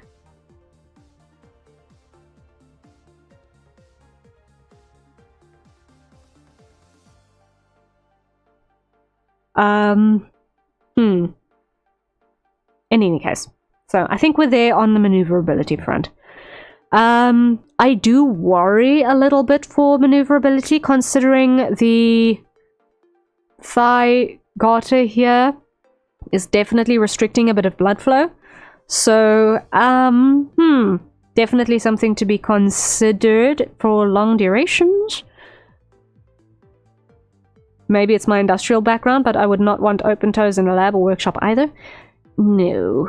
Open toes are a strictly aesthetic sort of a design option for situations where there are very, very few known hazards.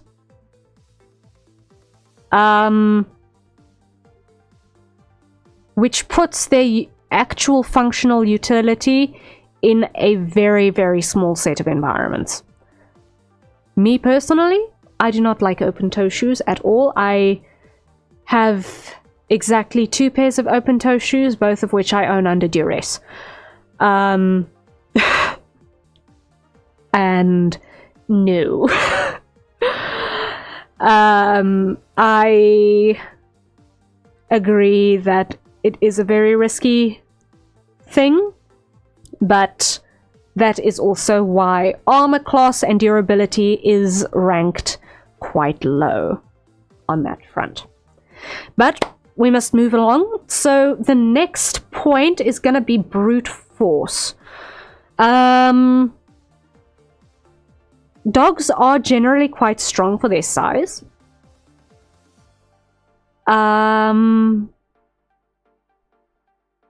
Which would probably imply that she's also going to be deceptively strong. If I'm looking at the balance of the limbs, her arms are not spindly, which is an interesting thing to note, is that her arms are not spindly, which means that at least her upper arm strength and lifting strength is not going to be inept. So that is something that is probably going to work in her favor. Whether that translates into something that is going to help her in combat is to be seen.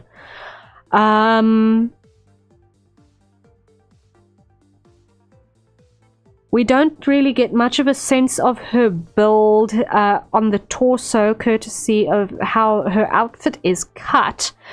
So we can't really get a sense of musculature underneath the outfit. But probably if she's going to have any sort of a combat style, I would probably think that it's going to focus more on claw slashes than on anything else. So probably forearm strength for keeping the fingers strong, wrist strength, and deltoid and pectoral strength are going to be quite the major focuses here. Overall, she's got a light and a dainty build. So I don't think that she's going to be focusing much in the brute force category, but I also don't think she's going to be pathetic there. So I think on that front, I'm going to give her a 4, which is comparable with other people we've worked with in previous submissions with a similar build.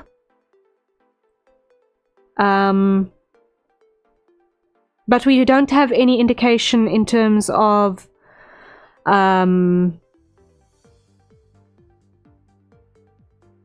weapons carrying or anything like that that would say that she's any stronger than she appears physically. Then the next point is going to be range. We have exactly 0 indication of weaponry, and with that we've got exactly 0 indication of what kind of a range she might have at her disposal. We've also got no indication necessarily of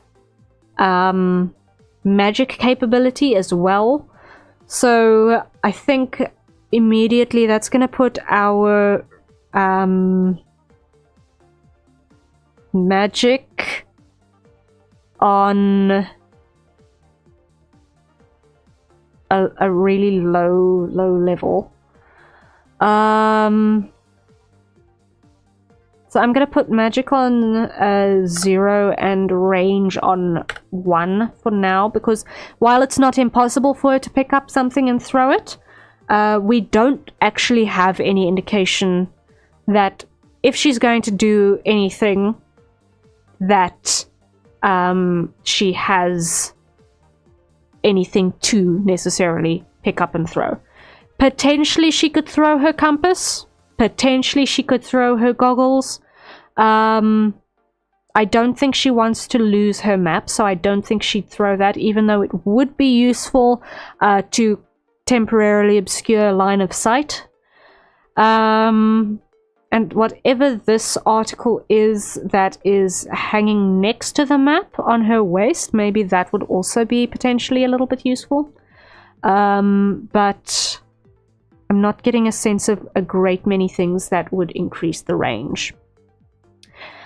What we do potentially see a lot of scope for, though, is her adaptability. Why? Because she gets, in her description, it was described that she was smart, which means whatever she has in her environment, she can probably come up with a way of making it useful for her in a way that she's capable of actually doing so.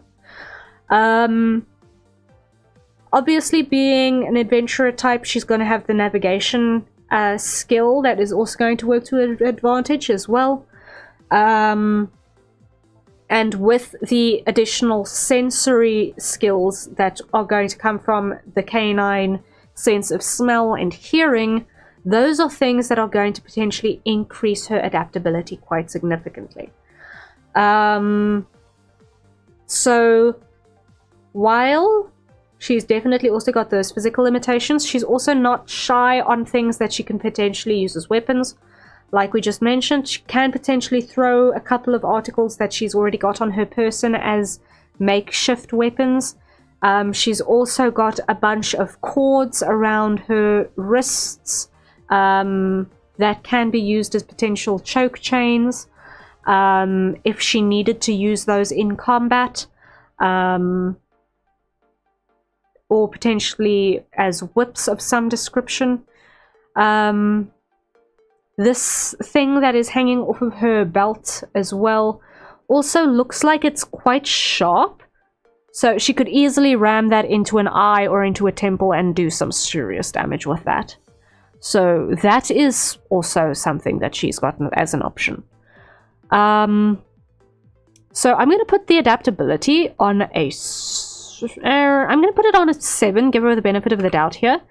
Because she's got the smarts, she's got the species perks that gives her the potential to pick up on environmental advantages that she can make use of. And she's got enough objects on her outfit that give her a sense of being able to do stuff. Magic, we have no indications of any magical items on her outfit. We've got no indications of magical skills in her description, so we're going to assume that there is not any. I am seeing thematically more adventurer manual process type motifs than magical type motifs. So without any description of magic anywhere in the submission, I'm going to assume that the magic level is 0 in this particular case. I've got nothing on an image basis that makes me see... okay, so this is the mascot. Yeah, I'm not seeing anything on the image that gives me any indication of any magical skill. So that's going to stay on a 0. The next thing is going to be stealth.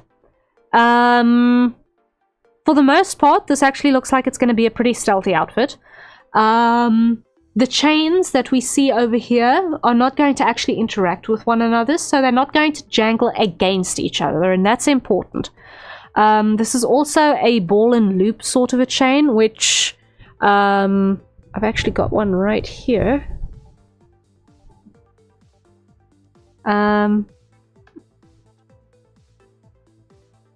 It's got a little bit of jangle, like super little jangle. But it is not the loudest. It's not as loud as a chain link sort of jangle, like what we'd expect on interlocked loops. So that is going to be slight concern. We've also got this apron that can potentially rustle against the skirt. And the platforms potentially that can make a loud clacking sound if we are walking on any hard surfaces. So I'm going to put the stealth on about a 7 because it's going to be very careful. It's going to be very difficult to manage the footsteps. But everything else on the outfit, I do get the sense that she's not going to be a walking signboard that says, "Hey, I'm here. Hear me. Hear my approach from a mile away." So I think she's actually got quite a quiet outfit overall. Okay, and that was our hydrate reminders. So everyone, acquire your nearest safe for consumption beverages, and let's take a sip.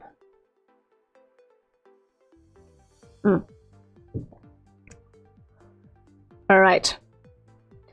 Weapons and ammunition, we don't see any indication of her having any to go off of. We've also got no indication that she's carrying dedicated weapons on her person. So while she has a few things that she could potentially use as a weapon, I don't think that her weapons range is potentially quite high. So I'm going to give that a 2 because she has got some things that she can throw. And that article that's there on her waist near the map is something that can, if it's used right, cause quite a bit of damage. But I would not say that she has a lot of weaponry at her disposal. That being said, I also don't think she's going to be heavily reliant on her gear in a fight as well. Although I might take that back because any gear reliance is going to be entirely based off of things that she can find and utilize in her environment, depending on where the fight is taking place. As far as organic weapons goes, basically she's just got her claws. Like we said when we were discussing the species perk, she has got teeth as well, but that is limited in its utility by the fact that they're inset into a human jaw, which has not exactly got a lot of range in terms of actually getting around something. And also she's got a fairly dainty neck and a slight face, which means that there's not that much bite force musculature and head twisting and ripping musculature involved. So her bite is not going to be a major combat feature for her. Though if you do get your hand stuck in there, it's definitely probably going to hurt.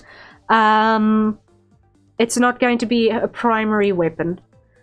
So I think she's probably going to rely on her claws most as far as armament goes, followed then by whatever she can find in the environment if she finds herself in a combat scenario.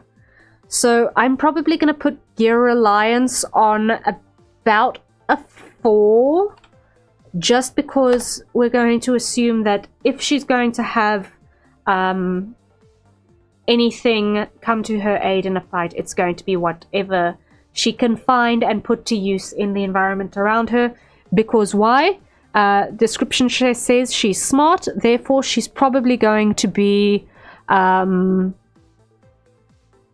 very, pardon the pun, doggedly looking for whatever she can use to her advantage in the area around her to be able to come out on top. Okay. And that was Xenios. Thank you so much for your submission. Once again, this has been an interesting one to try and decode. Some interesting strengths, some interesting advantages. But definitely also not a combat-centric design.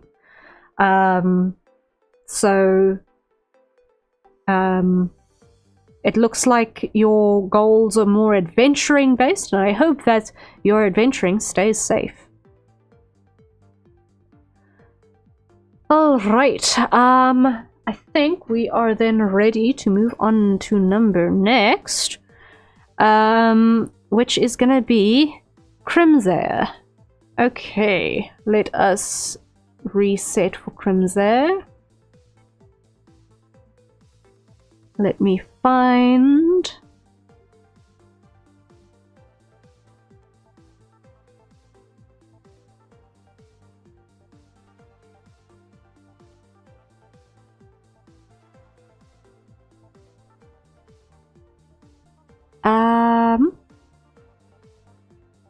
Have I got this one? Yes, I do. It's over here. Okay, found it. I was worried for a moment that I accidentally left a name out the list. Okay. There we go. Alright, I am going to very quickly reset the timer for our next hydrate. And then I am very quickly going to top up on my hydrate because my water is finished and I definitely need more of that this day. So I will be back in a minute and then we will continue with Crimsair and the analysis on this one. I shall see you Da-da-dum. Momentarily.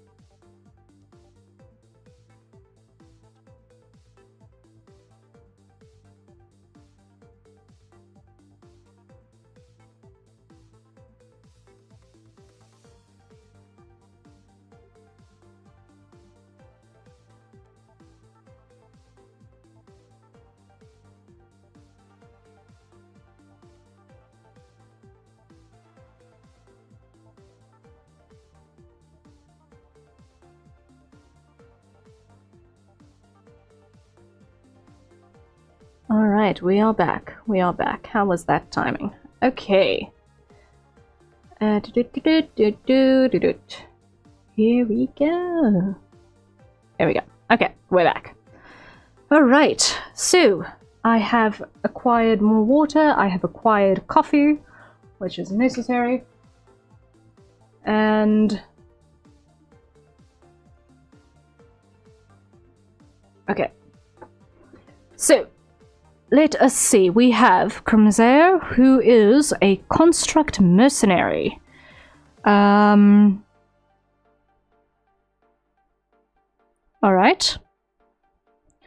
So let's see. Welcome back. Thank you. Yes. I hope everyone took the opportunity to top up on your hydrates as well, and potentially do what you needed to do in the meantime. Let us resume. Okay. So, construct mercenary. So that, I get the sense, means potentially cyborg. Potentially. It's kind of tricky to see at this scale, but it does look like there's a jaw guard here that might actually be built in. And it might be that the rest of the mask actually pops out of the jaw guard, which is interesting. Aside from that, no other indications, though. Possibly cyborg, possibly not. Possibly not.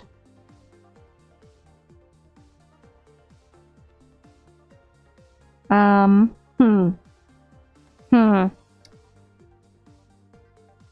am, until further notice, going to assume human. Until further notice, I'm going to assume human here, in terms of species. So,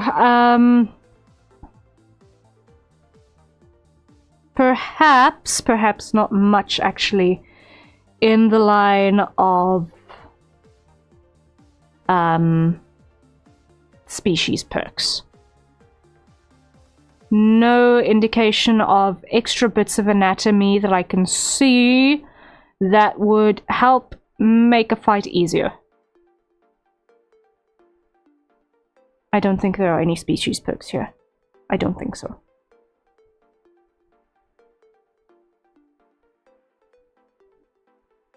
Unless I'm wrong.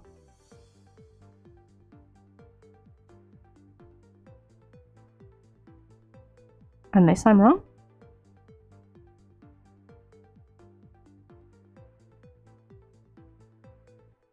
Okay, I'm not seeing anything that I can immediately infer from. Okay.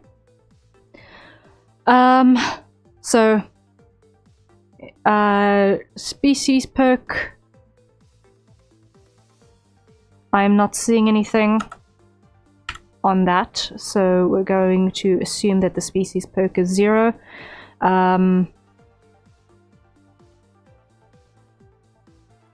Durability, that's going to be everything from visible armor to built-in natural defenses. I do think that the mask, jaw guard, and earpiece unit is probably going to be a multi-purpose protection thing. So it's probably going to be a maybe enhanced perception and reflexes, says Zany. That is a possibility. That is definitely a possibility.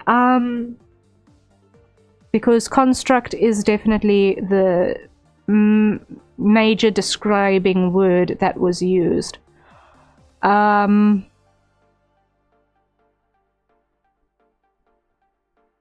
So potentially a modified organism, but difficult to tell. Very difficult to tell. Without any indication of what augmentations might be present, it's difficult to identify exactly how much those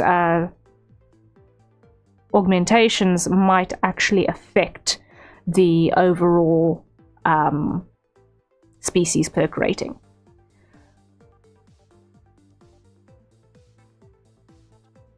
because then there's also the consideration of whether those augmentations would be biological augmentations, like a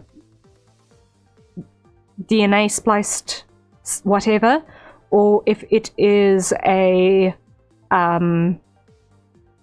mechanical or electronical augmentation, which might actually also lean into the gear and brute force considerations.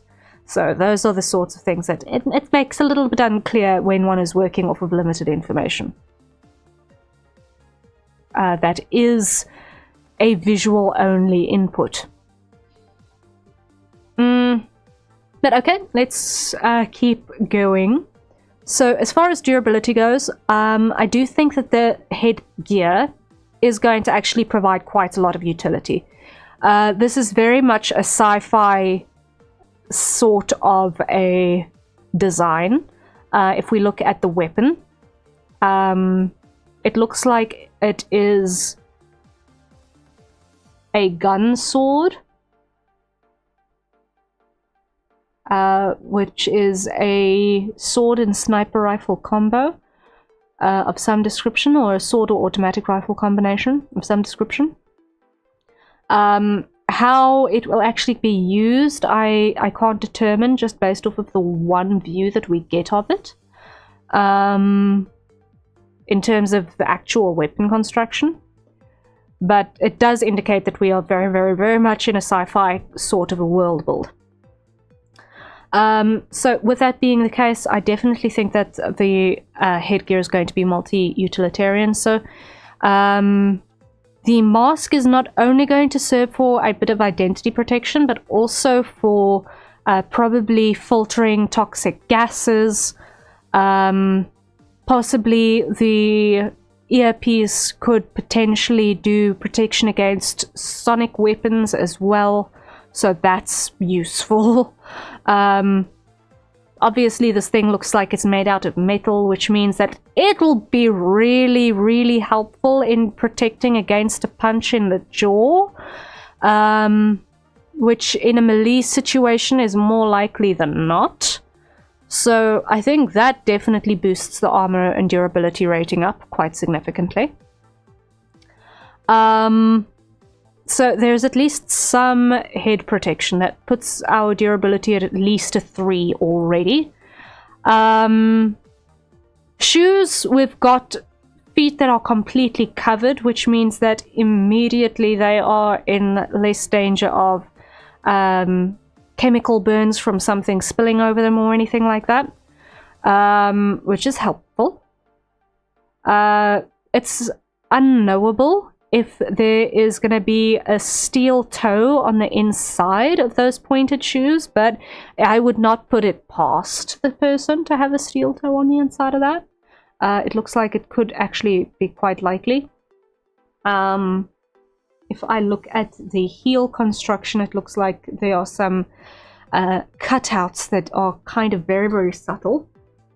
But it means that there is potentially other stuff hidden in there as well.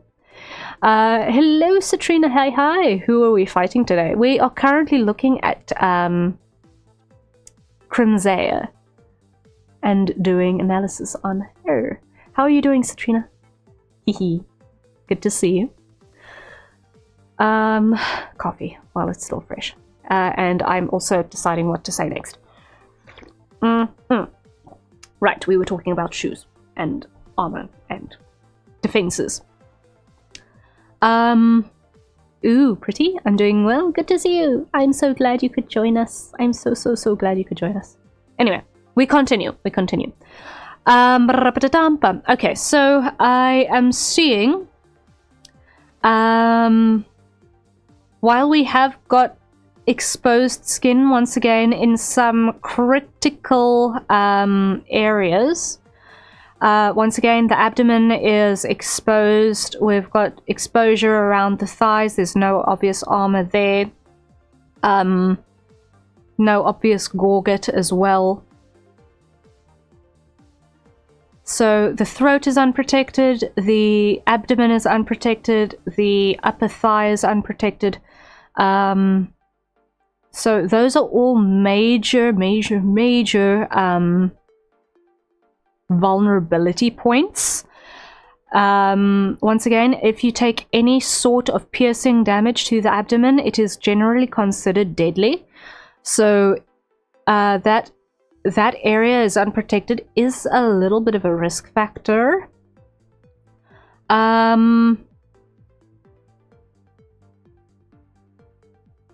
That being said, it does look like the jacket is leather. So at the very least, I think that if she takes a tumble, the leather jacket will at least protect her upper half quite a little bit. So that is something that is to her advantage. In terms of the durability, the one exposed leg is a little bit of a noticeable vulnerability as well, in terms of potentially if she falls and there's that vulnerability in case she gets a bit scraped up in that regard.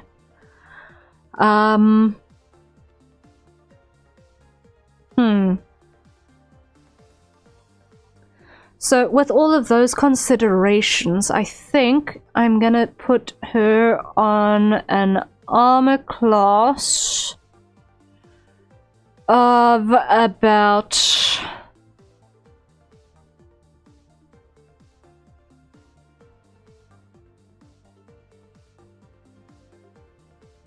I'm actually gonna put this similar to Toaster at about a 4 because of those extra armor pieces around the mouth and the way that the mask can have a lot of utility potentially to it. So I do think that there is definitely some protection despite the big vulnerabilities. In ironically the exact same places a Toaster does as well, which is interesting. The next point is going to be maneuverability. She's got pants, which helps. On the female character note, that is immediately at least a +1 on maneuverability, because it's not going to be being self-conscious about a skirt that can get flipped. The high heels are actually an interesting double-edged sword, because a higher heel does mean, and I'm just going to move myself out the way over here a bit again. The higher heel does mean that there is an extended stride length, which can be helpful. However, it's about a ½ inch too high to be at the optimum angle for an actual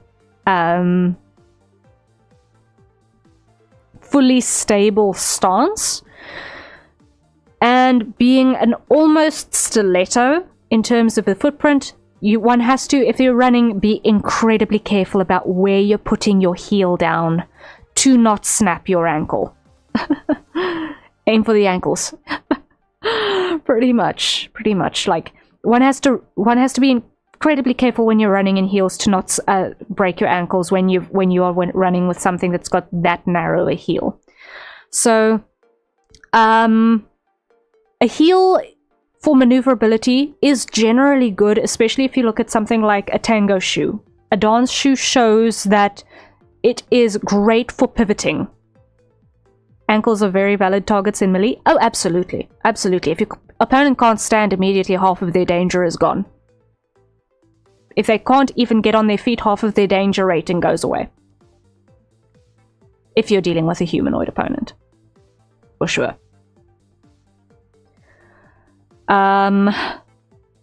But yes, so for maneuverability, having a little bit of a heel is really actually quite useful, because you can pivot on your toe much more effectively, which does give you a little bit of an advantage.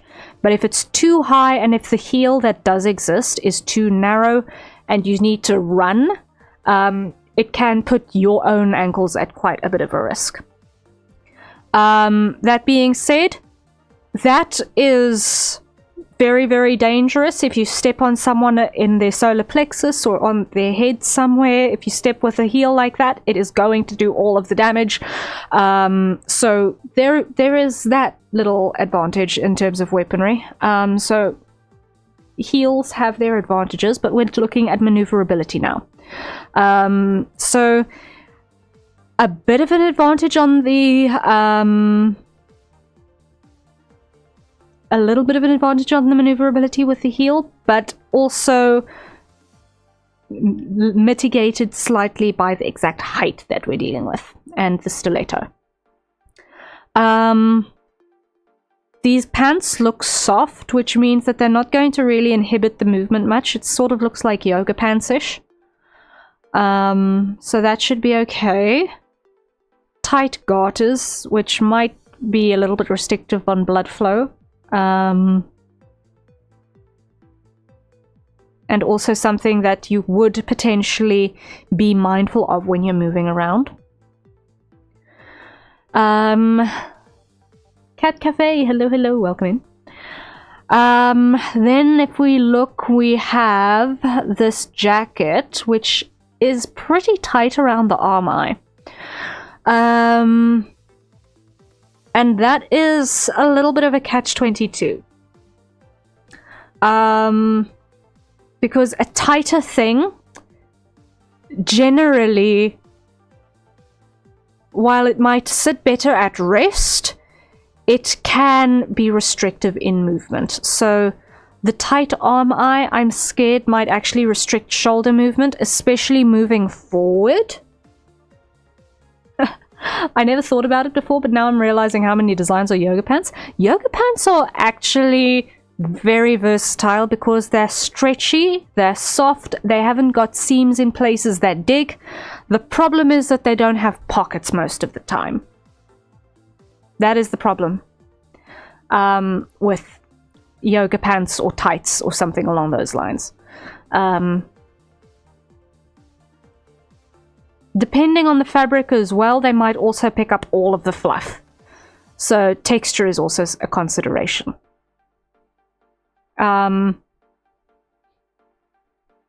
a lot of the time when you're looking at this sort of a pant, it'll be some polyester cotton blend or something maybe. Or a full polyester elastic blend of some description. So usually very high flexibility fabrics on this sort of a pant. But yes, we're looking at maneuverability. So the tight sleeves are going to be a little bit of an inhibiting factor, I think, as far as the maneuverability goes, because it will mean that there is not much give for the elbow to close in its most tight position around the elbow. Without the fabric of, or leather, it looks like leather, actually digging into the tendons at the corner of the interior of the arm. So like if you put your finger in the crook of your arm and bend it, you can imagine having a bunch of leather crumpling up in there. It can pinch quite badly. So usually having a little bit of extra give there gives the material more space to crinkle, which makes it more easy to actually bend that arm. And the same goes for around the shoulder with a narrow arm eye. The narrower it is, the better it looks at rest, but the less maneuverable it is. So those are little considerations that one needs to keep in mind. This jacket doesn't close, so as far as forward movement, or as far as backward movement goes, I don't think it's going to have any difficulty opening the chest as the arms move backwards and like the elbows trying to touch one another type thing behind the back.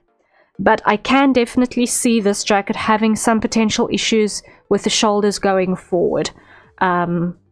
For example, doing a crossbody horizontal slash with the sword, for example. I can see that potentially being a little bit tight to move. So I'm going to put this maneuverability at about a 7. because there is some flexibility and maneuverability, but I can definitely see some restrictions.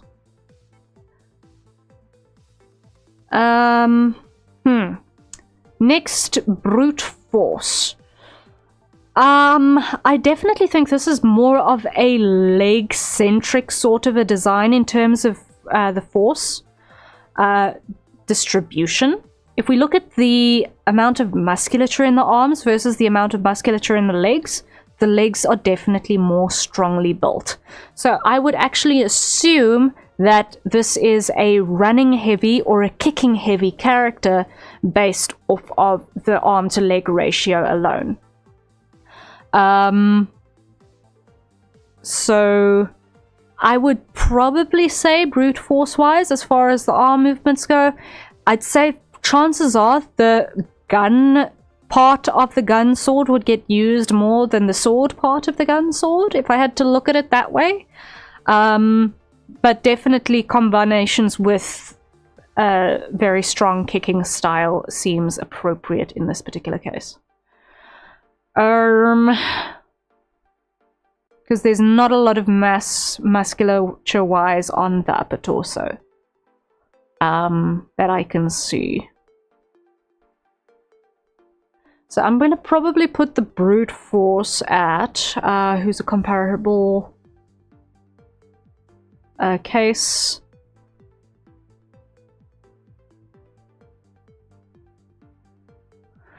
Yeah, I'm going to put the brute force on 4 because I think there is quite a bit of force potentially on the leg, but it is lacking a little bit on the upper half. Range, we've got a gun sword. And that definitely looks like it is an assault rifle sort of gun, or at least a semi-automatic. It's difficult to see at the scale, but it seems as though it's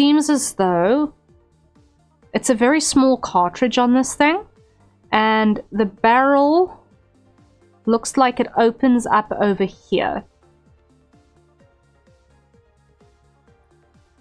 So it actually looks like it's pretty short barreled in comparison with the length of the sword containment unit. So it's not going to be quite as long range as, for example, Stale Toaster's assault rifle, which is a dedicated assault rifle with a longer barrel, which will aid in better accuracy over a longer distance. But it's definitely a get you out of trouble sort of gun in that case. Assault rifle, yeah.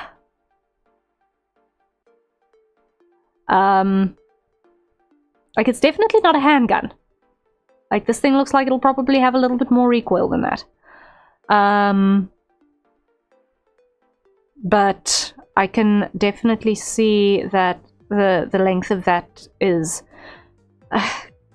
comparable with a shortened shotgun in terms of barrel length.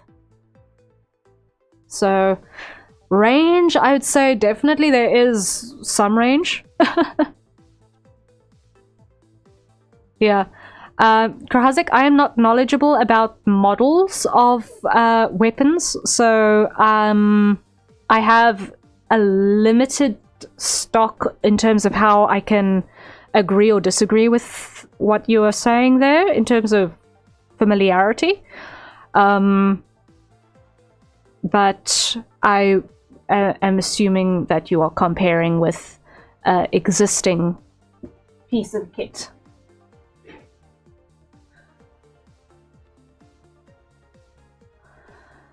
But yeah, so it doesn't look like it's going to be quite at sniper rifle range, which would probably be like an 8 or a 9. The M4 is like the M16 with a half-length barrel. Okay, so it's a shortened barrel. So yeah, so also probably I'm going to put the range here at about a 7 as well. Because we have got some distance, it's not quite the full sniper rifle distance of of a 9 or a 10, and we're not dealing with like a planetary distance of, you know, lasers. So I'm going to put that at a 7. Then adaptability. I think this is probably a character that finds themselves in a very wide range of scenarios. So, in all likelihood, there is going to be some need for environmental adaptability and aptitude to see what can be used in the environment as well. But if we're looking strictly at what she's got on her, she's got an option for range, she's got an option on her for mid-range melee.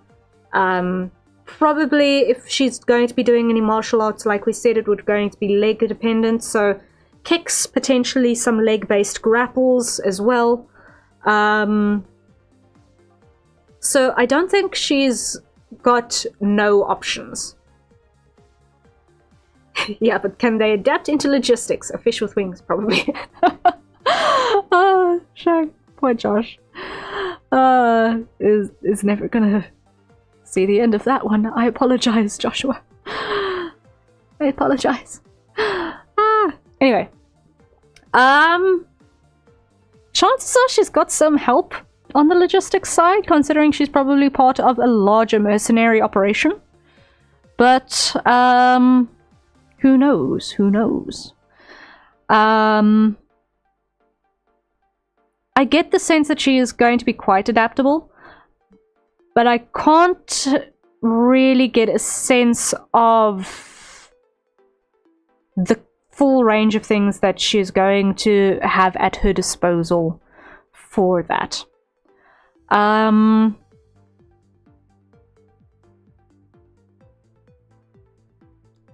Like, I do think that she's going to definitely have an advantage if someone decides to take out some sort of a grenade that could potentially contain an irritant gas or anything like that with the mask. Like what we mentioned earlier with the headpiece potentially being able to defend against a sonic weapon of some description is definitely something that is helpful to her. It also means that she can use loud things to her advantage as well, with less chance of harming herself in the process. So I'm actually going to put this adaptability all the way at 8, because I feel like she's actually got a lot going for her there. Considering that she is in a sci-fi setting by the looks of things. So the range of environmental things that she can probably use and have access to make decisions with is probably going to be quite high. But to counter all of that, I've got exactly 0 indications that she's got any magic at all. I don't see any indication of any magic anywhere. Unless we're talking sci-fi magic from world-building madness, but there is no indication of that immediately, so I can only put that on a 0 because we just don't know. And I can't see any indications of anything magical in the design whatsoever. And then we get onto the stealth, which is one of the fun ones. So, immediately, bonus points for no jingly bits. All of the bonus points for the no jingly bits. Immediately. There is nothing here that looks like it'll go clank clank by bumping into itself. No chains. There is a chain motif printed onto the pants without there actually being a chain, which is really clever. It gives the sense of a chain without there actually being one. I think that that was really, really smart as far as design goes. I love that. I do see indications of zippers, but I do not see any indication of zip toggles. So we're going to assume that that is a massive advantage. No jingle out of 10, exactly, and no jingle out of 10. That is a massive, massive, massive advantage. We're going to potentially have some cloth rustling with these tasset skirt pieces over here. That's so cool. And no dangly earrings. No dangly earrings as well. The earpieces that look like they're part of the mask and jaw guard frame pretty much cover the ear accessory motif without actually having any earrings that can jangle and get caught on stuff, which is really, really cool. The tie, I can't tell if that is actually also attached or if that's just draping over there, but I think it's actually just draping. Literally the only thing I can imagine making noise on this outfit is a little bit of cloth rustle and her hair rustling against her outfit, maybe. And that's going to be super, super minimal. So stealth-wise, this is looking really, really good. I'm probably going to put it on an 8 because of the stiletto. The stiletto is the only thing here that I can think of that is going to make noise. Of any significant margin. So I'm going to put stealth on an 8.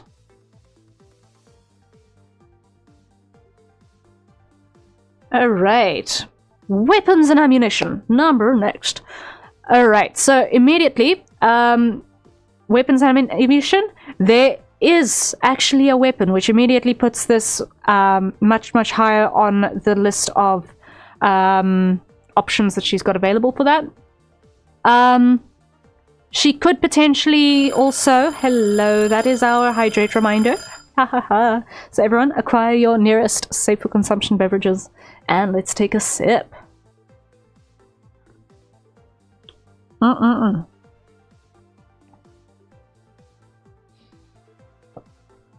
Coffee.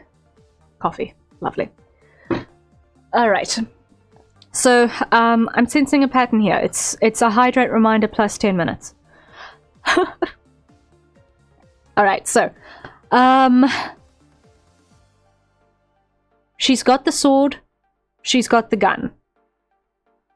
The shoes can be weaponized, the garters can be weaponized. I don't see any pouches anywhere on her person that could contain any other weapons that I can't see. So I think as far as weapons go, we're going to start looking at about a 5. What I can say though is that because we don't see any pouches on the outfit, we don't get any sense of there being extra ammunition rounds for the gun. And the clip that we do see is very, very short. So there can't be very many rounds in that particular clip. Like, I would guesstimate 4 at best.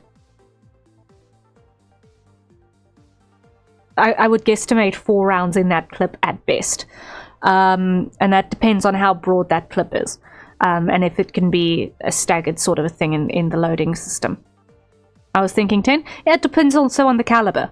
It depends also on the caliber. I was thinking probably a slightly larger caliber depending on what she's trying to shoot with it. So, yeah, I suppose if the barrel is narrow, that you could fit 10 in there. Either way, very, very small number. And no extras that we can see on her person. So that is a little bit of a limitation.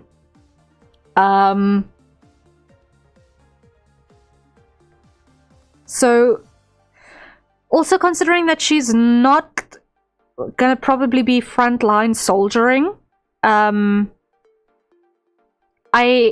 get the sense that the likelihood of encountering people that she can actually pilfer extra rounds of ammunition from after defeating them is gonna be reduced. I get the feeling like she's gonna be more beating people at range and then not necessarily going to the person she took down to be able to scavenge. So I don't necessarily think that her ammunition is going to be the easiest thing to deal with. So it's going to be use up her rounds and then she's on her sword.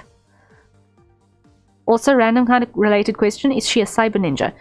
It seems that she's in a very similar sort of a niche. She describes herself as a construct mercenary. So, and by the quote-unquote very legal, I think that is probably going to also lean more into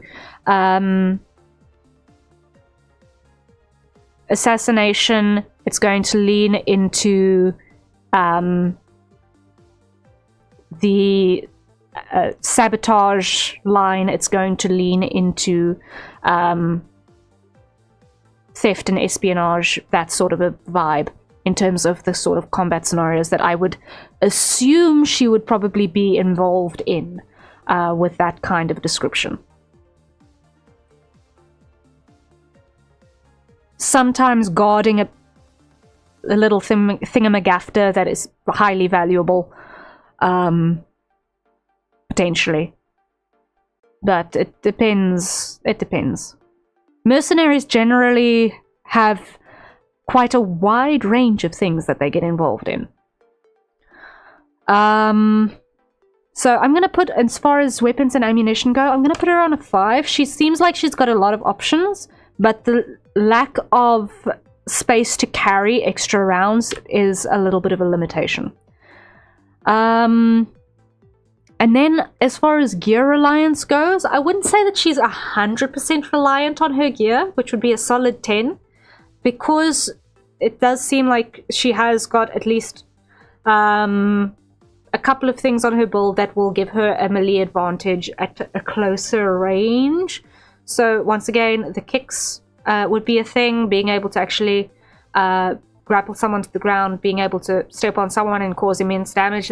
Those are all things that you don't necessarily need your gun and your sword for. You don't need the mask and the earmuffs and all of that madness to do that. Those are all helpful, but I do think she's got she can get away without having some of it for at least part of the time. So I'm going to put her gear reliance on a 7, because a lot of it does look like her work will require the buffer of having her gear available. And they do give her quite a bit of an advantage over unarmed organic. But I do think that she's also going to be able to stand on her own a little bit without it. So I'm going to put that on a 7. Alright. And that is Crimzea.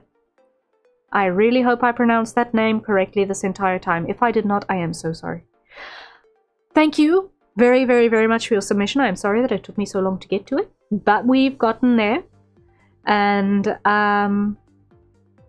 I hope that you have enjoyed hearing about how I perceive your character design. Thank you very, very much for your submission. Woohoo! I will send you your radar graph and the timestamp for this in the comments on this post after the stream. The graph looks like a fish with wings. You really, really, really like Josh Vang's design, don't you? Yes, yes. The fish with wings is now going to be a thing. I am so sorry. But okay. I should probably just quickly hit the like button on all of these that I've now done today. So we've done Aminifred, we've done Toaster, we've done Josh, the fish with wings. I think I'm just seeing fish with wings everywhere. I think you're just seeing fish with wings everywhere as well, Chudu. Yes, I agree.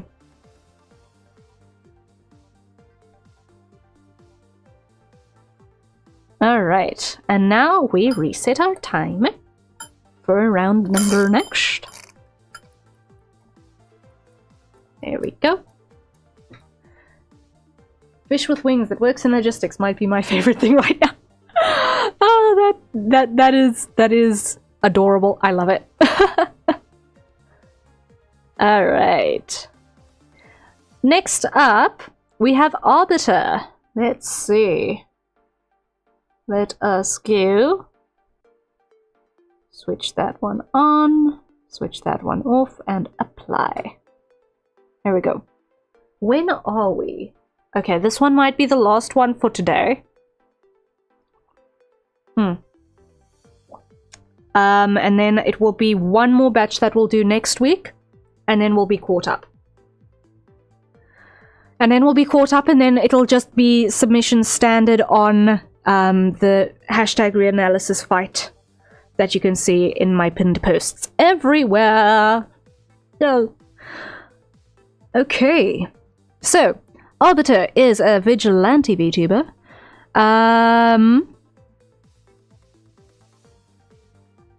Using words to solve conflict first. Okay, that is good to know.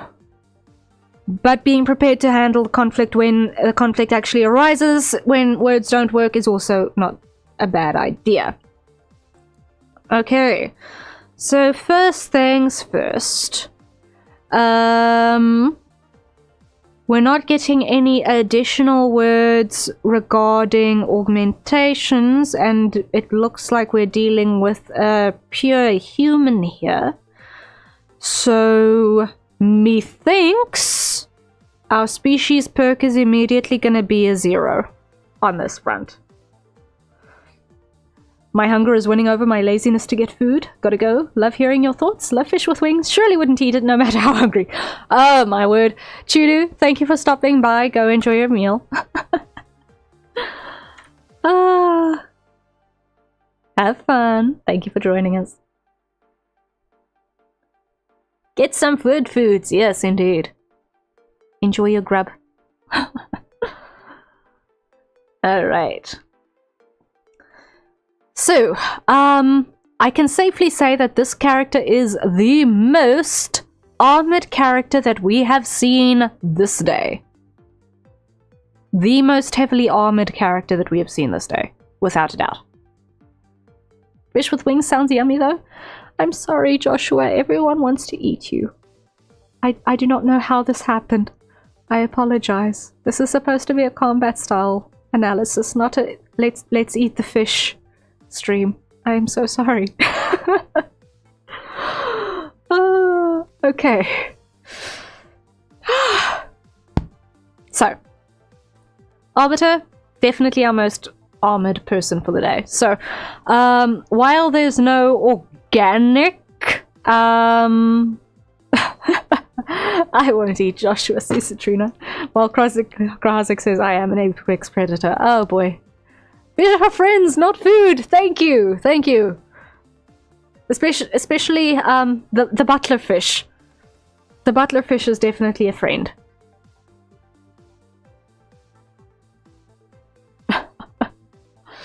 Okay.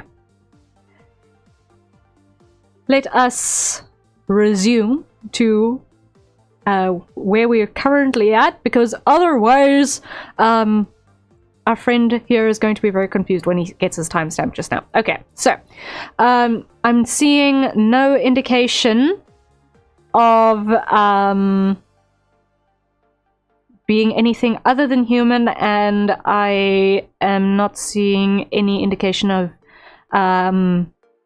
augmentations aside from armament. So we're going to assume that any armament is not in fact going cyborg on us. So species perk is going to be a 0, but we're going to definitely have a much higher durability than any of the others that we've had today. As far as our armor rating goes, it looks like... yeah, it looks like the pants are just normal pants. It doesn't look like there's any armor on the upper thigh and into the groin area. So that is one vulnerability. And the other vulnerability is that there's a large portion of the head that is unarmored. So while we are very, very well protected everywhere else, Having the upper thigh and a large portion of the head unprotected is definitely going to take our armor class down from 10 all the way down to 7, because there's a lot over here that you can hit that can be really, really dangerous. Sure, on the torso, we're not going to be able to land any blows that are going to immediately put life at risk. Especially the inner upper thigh is a very dangerous spot, because there's a major blood vessel that runs right there, that if you hit it, you're gonna bleed out in very few minutes. And no one needs explanation about why the groin is generally considered one of the major weaknesses on any person when you hit it. And also the temples are pretty unprotected, and the crown of the head is pretty unprotected. So I think we're going to leave the armor rating on a 7, which is pretty much one of the highest armor ratings that we have seen so far for a human class character. So definitely one of the best armor ratings that we've seen so far, or durability ratings that we've seen so far. As far as maneuverability goes, what I actually want to do is see, can I open image in new tab? Yes. Okay, I can do this, yes. Okay, so from here I should be able to get a slightly better view of how this armor is assembled, because that's going to have an impact on how we break the rest of this down.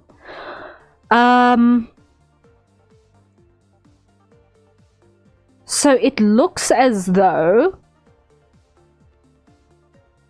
the torso armor is a little bit flexible.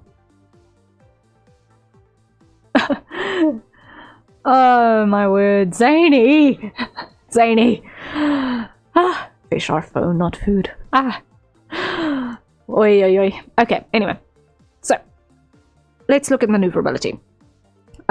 Torso looks like there is some flexibility built in. It looks like a large portion of, especially around the lower ribcage, this armor is actually more fabric based than solid plate. So I'd actually go so far as to assume that this jacket assembly is probably largely made out of Kevlar, if I had to guess. Or something equivalent or approximately similar.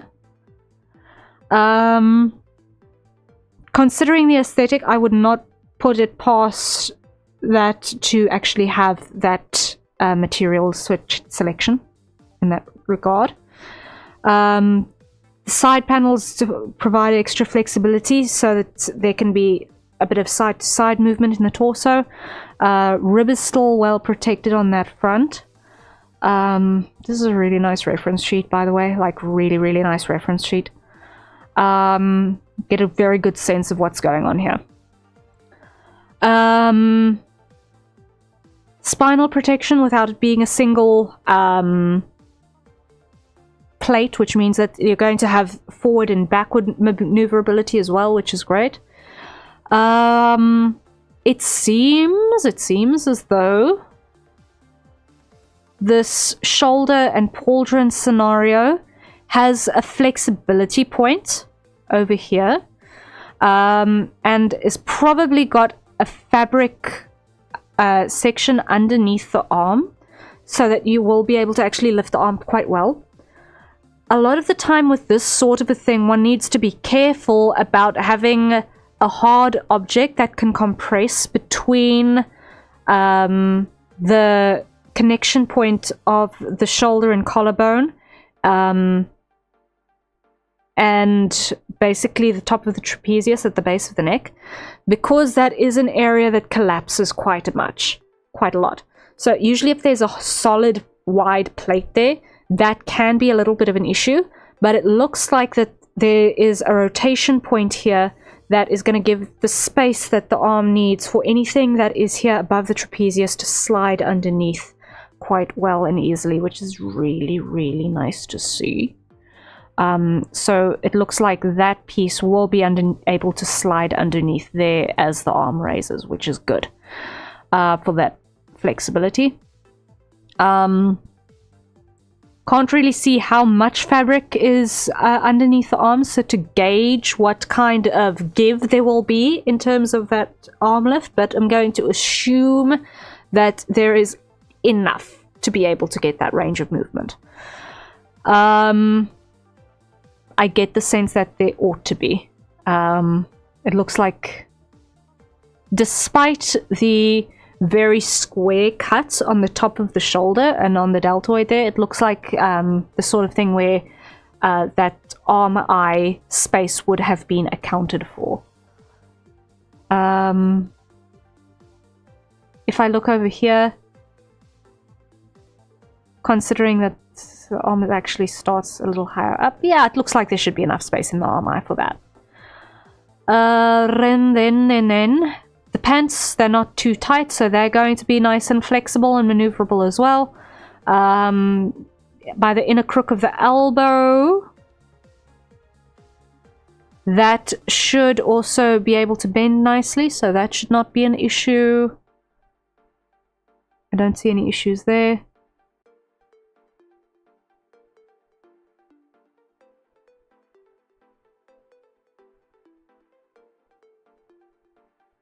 So what is an interesting choice is that the top plate of this vambrace has its highest point above the horizontal of the arm. If I can what's the word? I had it just the other day that I was looking for it.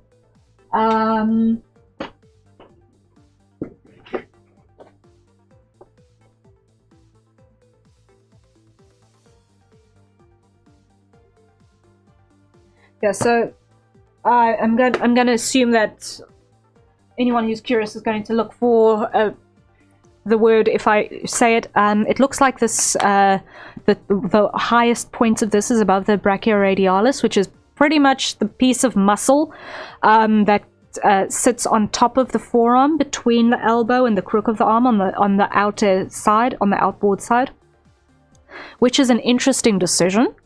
To not protect the elbow in the same way. It's an interesting armor decision.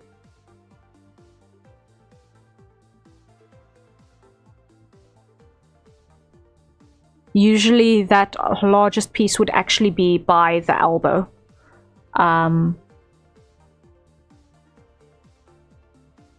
Which is interesting.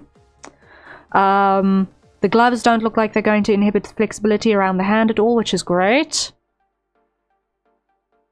And also the knees look like they haven't got anything behind them that are going to inhibit their maneuverability there as well. In terms of ankle rotation, it looks like the top of the foot is going to be able to bend upwards to get the toe to about where the minus side is on this magnifying glass over here. Looks like that foot will have that range of rotation pretty easily, which is about the natural limit of a human foot in that regard. Also looks like there should be enough space at the back of the heel for the foot to bend the whole way backwards as well, so all is well. Arbiter can do squats. Satrina approved. Nice. Nice.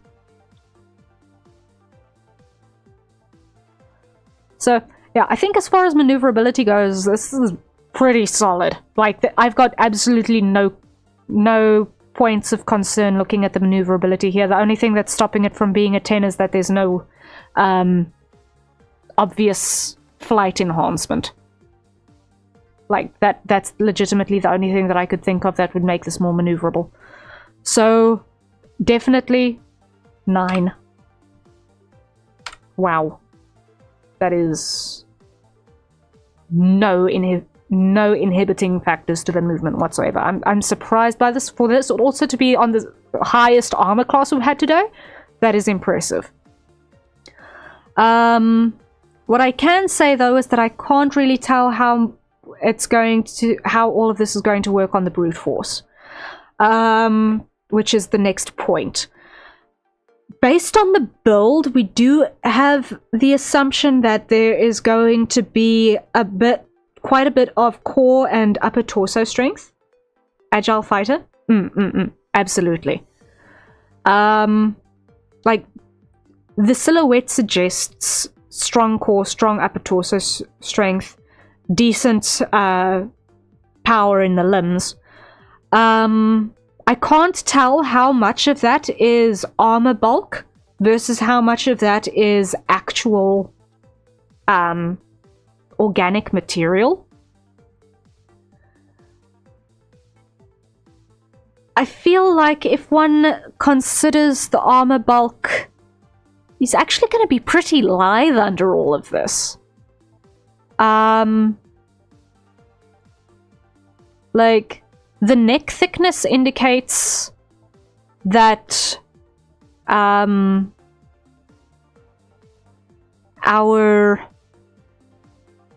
musculature isn't slight by any way, but I do get the sense that if we assume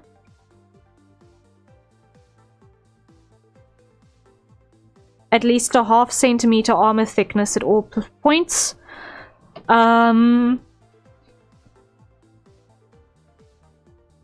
easily increasing from there. This is actually going to have a little bit of a slight build underneath all of this, maybe. A little bit more of a lither build. But probably definitely toned, considering that this is a vigilante, which means that probably is working in a high endurance scenario. Whereas the mercenaries that we've had to date have been probably in more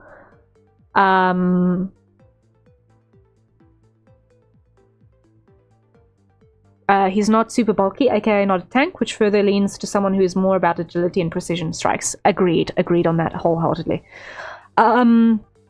And also probably more of an endurance kind of build because vigilante, which is more about being able to retain a high level activity for a longer period of time than someone who is doing one job in and out, has potentially a couple of weeks to recover in between. Vigilantism is more about being out on the trot, long periods of time, potentially lower impact in terms of the scale of combat that gets engaged with, but definitely for longer durations, potentially more contacts in a day. So I think on the brute force, we're probably going to look at most like a 6, I think.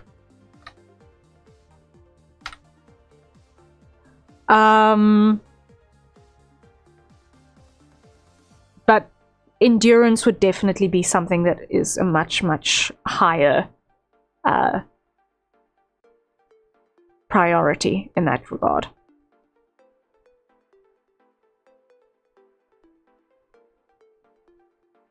Endurance isn't something we've generally looked at in the fighting style analysis because a lot of the time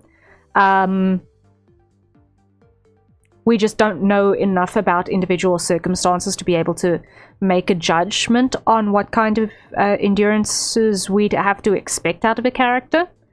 But I think in the comparison between vigilante and mercenary, that is a consideration when doing a judgment on the brute force. The next thing is gonna be range. Now, as far as we can tell, there are no ranged weapons on this person. None whatsoever, which means we're dealing strictly at melee range.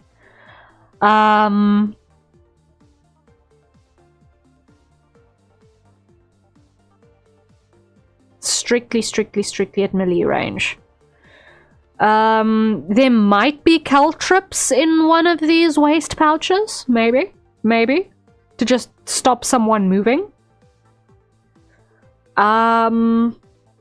Like, I can imagine there being a fistful of caltrops in a back pocket there. Something to stop a motorbike, you know?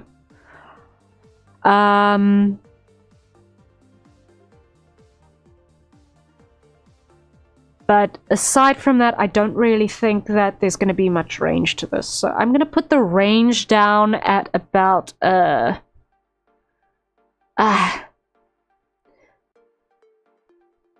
contact range of 1, sword range of 2, caltrip range of 4. Potentially. It does not look like the sort of character where you would want to throw your weapon in any way, shape, or form. Chances are other things that would be in those pockets would be perhaps a medical salve, band-aids, something that would be more patching up after someone has done the thing that needs a vigilante's correction. Maybe cable ties. Maybe cable ties to restrict an apprehended individual. But definitely not armament, I think, as far as what is being carried.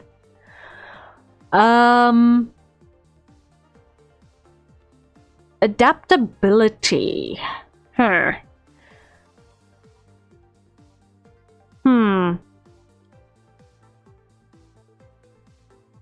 The armor class tells me that this is definitely someone who's thought about a lot of potential outcomes and a lot of potential opponent types.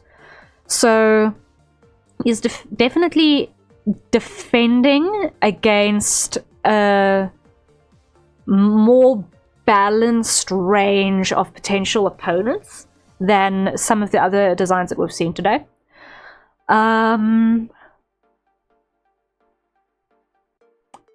Considering we only have one weapon type that we can see, we are basically looking at a selection of two things that this person can choose to go into should negotiations fail in a contact scenario. The first would be unarmed melee combat, in which case he's got options in terms of armored elbow blows and knee blows. Those would be very, very effective. The gauntlets are helpful. Can probably do some major damage on limb locks and grapples.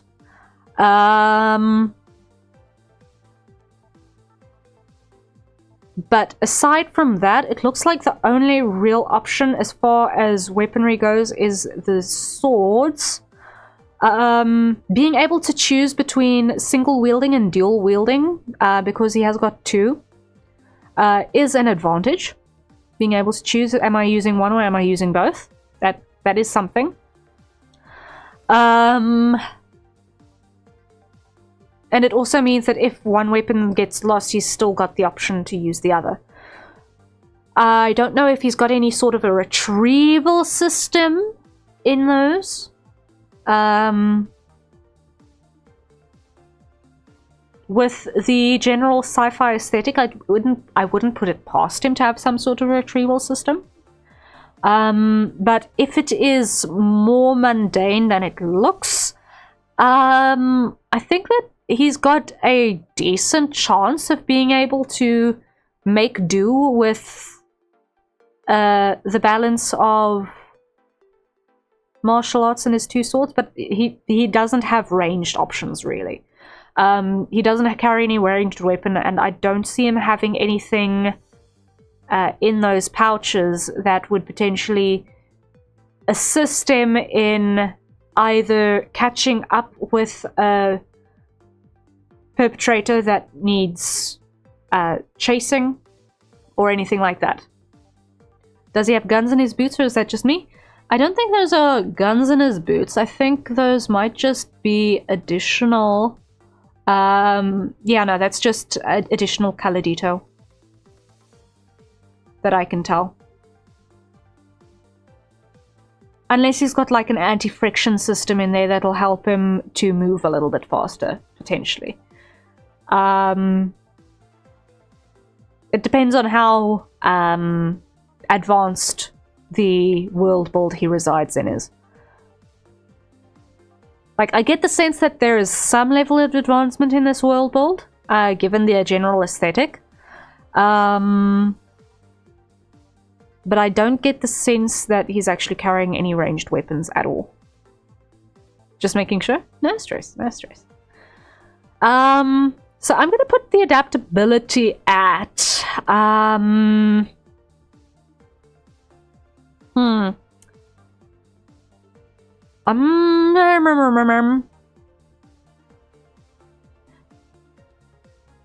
am going to put the adaptability at about a 6, 5. I'm going to put it at about a 5. If I compare it with another person who had a similar sort of a design, or range of options in the design. Because he has got options with the 2 weapons that he has and his unarmed options as well. He's got... his feet are weapons, his shins are weapons, his knees are weapons, his elbows and arms are weapons. Potentially even that armored chin could be a weapon. I mean, just get a load of how sharp that is. You would know about that if that smashes into your eye. You would know about it. You always lose with a head, but that chin, if it digs into you, you'll know. It's gonna hurt.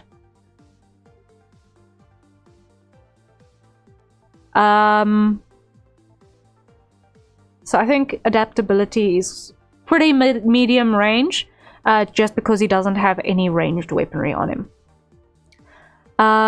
We have no indication of magic at all in the world build that we can see. No indications of magic in the armor or any of the illustrations that we've gotten. So I'm going to put that on a 0.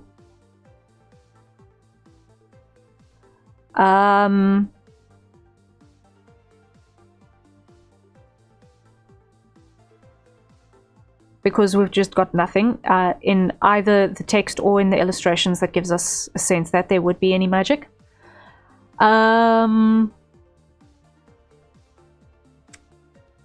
Then next is stealth. Oh my word, the stealth. Our favorite thing to talk about here. Let's see.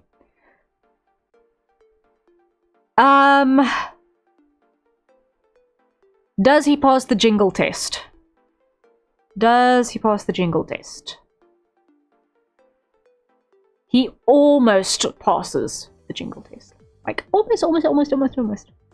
Do you guys see why he does not pass the jingle test? 100%. Let me show you why he does not 100% pass the jingle test. On the tassets, there is a metal little thing, which I can almost guarantee is going to smack into his knees with every step he takes. I can almost guarantee. So he does not pass the jingle test on those metal bits clinking onto his knees. When it comes to bits of plate armor, the knees and the articulation of those, I don't think that that's gonna clank much. Like, there might be a little bit of a clacking from the back of the ankle when the toe gets pointed to the extreme around the back of the ankle there. But the front of the foot, when it bends upwards, There's not going to be an impact sound there. You might have rustling of objects inside the belt pouches, and the belt pouch itself bouncing up and down when running, perhaps. I think more than anything, you're going to, in a scenario of running, you're going to hear the weight of the armor as it rises and falls on impact. In a stealth scenario, though, thank you, hydrate timer. Everyone, acquire your nearest safe for consumption beverage and take a sip, and then we'll talk about stealth scenarios.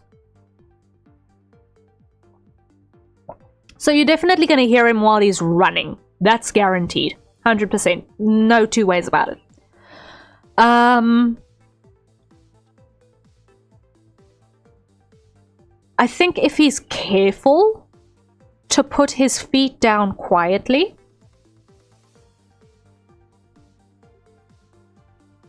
he might be able to get away without any weight shifting. Ginger ale sipped. Yay! Ooh, ginger ale is lovely. Lovely, lovely stuff, that. Yeah, I think he might be able to get away pretty decently quietly, because if he can avoid the sound of weight shifts. And if he can step in such a way that his knees don't clink against those little metal cups. So, Toaster! Thank you for the save. I've got exactly... I can actually hit the save button. I can hit the save button on my spreadsheet. Hello, Toaster! Ginger ale is my favorite. I'm glad. We worked on you earlier, Toaster. I will send you the timestamp for your set at the end of the stream. Thank you for dropping by. I appreciate. We are almost done for today. We're just going to be finishing up with Arbiter here, and then we're going to start wrapping it up. Yeah, I missed it. It's fine. I didn't really announce to anyone who was going to be in this batch because I didn't know who all was going to be in this batch. Whoopsie. But it's fine. The VOD is there on YouTube. You will be able to see it. I was doing a shift that just got back. Oh, welcome back. Thank you for dropping by despite.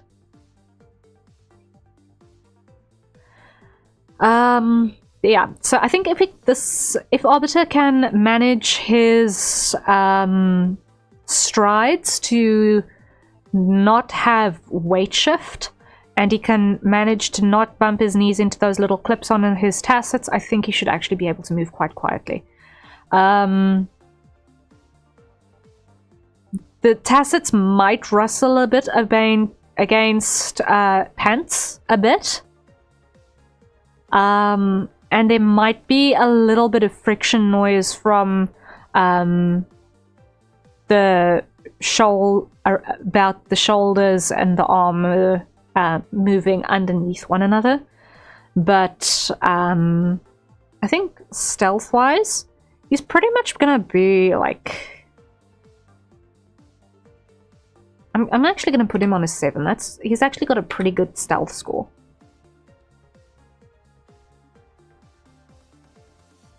Okay, next, weapons and ammunition.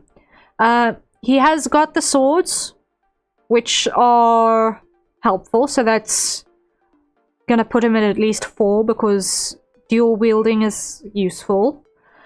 And he's also got the ability to once again use his shins and his knees and his elbows and his fists quite effectively as weapons. It looks like those toes might also be steel capped as well on the inside of those boots, so he's definitely got at least a weapons class of 5. But definitely no more than that, because he's definitely not carrying any ammunition, because he's not carrying any ranged weapons. So, I think that's where we're going to cap him there. If he was carrying ranged weapons, we might have considered a slightly different score on that front. Now, the last one, gear reliance. How much would he rely on his gear? He's definitely got gear that looks like it is more focused on defense than offense, I think.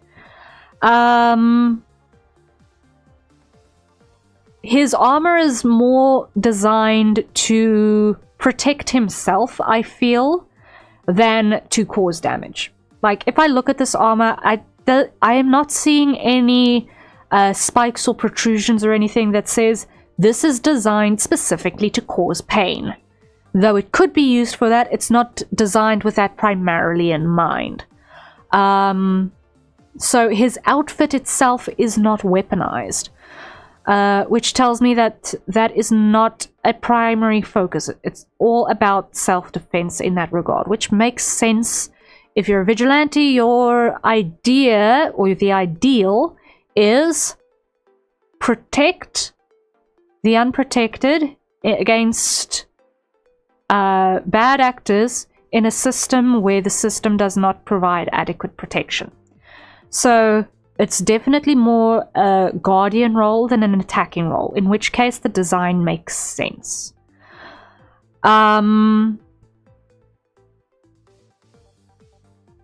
I feel like in terms of probability of being able to fulfill the role of apprehending a criminal of some description, that's going to be more a martial art reliant sort of a deal than a weapons based sort of a deal. So chances are the swords are only probably going to come out in a more lethal scenario, where simply grappling a person and restraining them is not going to be enough.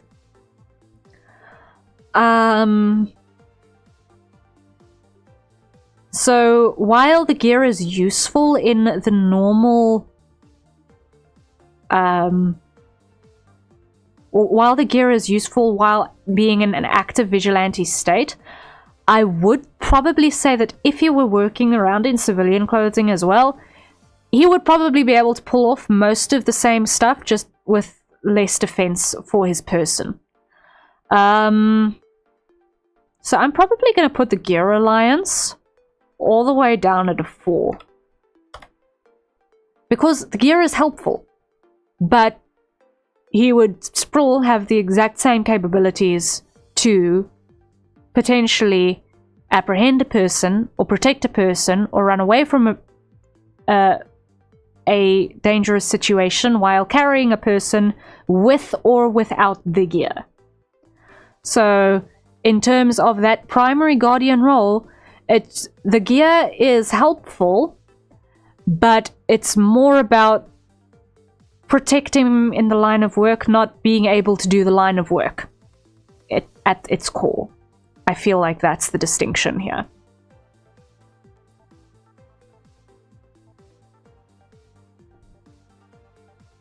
And with that I think is everyone for today.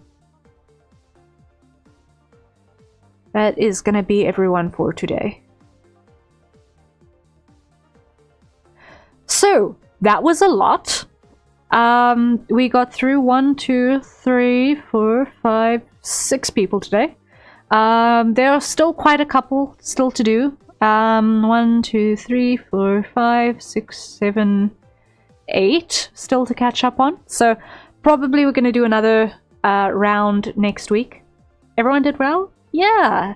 I think the interesting thing about the combat style analysis is that it is not a point of ranking people in any way.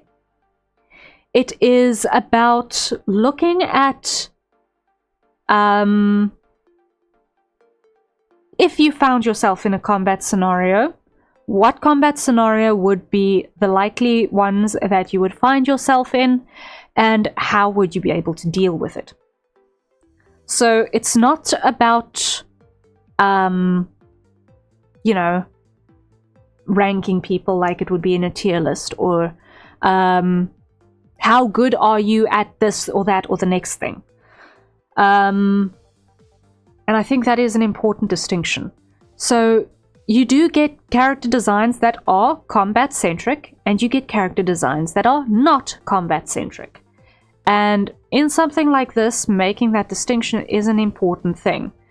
You know immediately when you look at a character design, is this supposed to be a combat-centric character or not? If you are a combat-centric character, and the character design says, no, you're not a combat-centric character, then it's maybe not potentially the outfit that is doing you favors. It might be your civilian outfit, or it might be that your design and your lore do not coincide. Personally, there is not a single design that we've talked about today that I did not like. They are all absolutely gorgeous to look at. That's not what we were discussing today. Today we were looking at, in the combat scenario, how would your design impact these particular strengths? What are your strengths? What would be your weak points?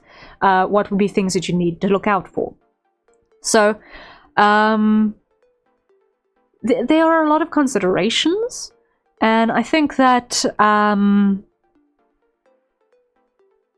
every character design has its own charms.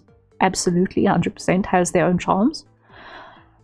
And I think it is fun to look at all of those differences and appreciate that no one character has it all.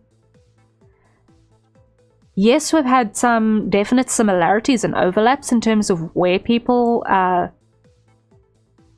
prioritize things in terms of their designs. But it is definitely a lot of fun to also see, okay, if I think it would also be really fun to potentially have something like this taken into consideration for a team versus team combat matchup, maybe? Who knows? But then you'd also need to take environmental factors into consideration and bloody fish paste, all of that jazz.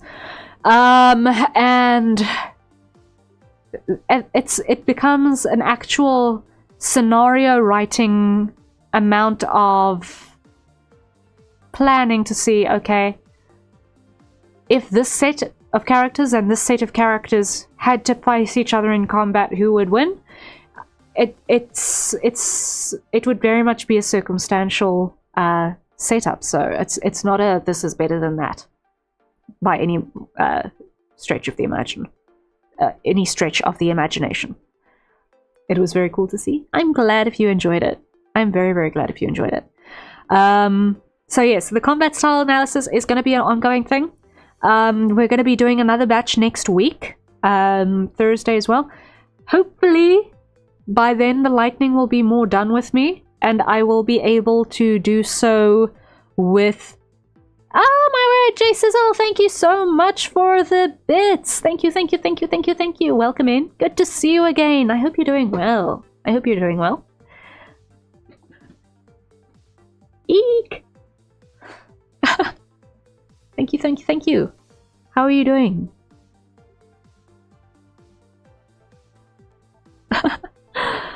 But yes, hopefully next week I will not have lightning storms rattling through every 2 hours. And we'll then be able to start stream a little bit earlier and maybe get through 8 of them in one night rather than just 6. We'll see. Because like just over a half an hour a person, because I want to give everyone enough time to go over their aspects and so on. It feels about right. To eat more brisket? Ooh, lovely. Yes. Brisket, underrated meat of the century. Ooh.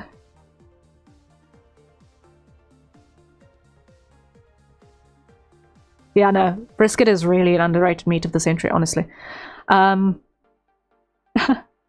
like a chinchilla driving the monster truck? Hey, yo, that's a vibe. That's a vibe. Small, cute, fluffy, and driving the most insane piece of hardware under the sun. That is a vibe.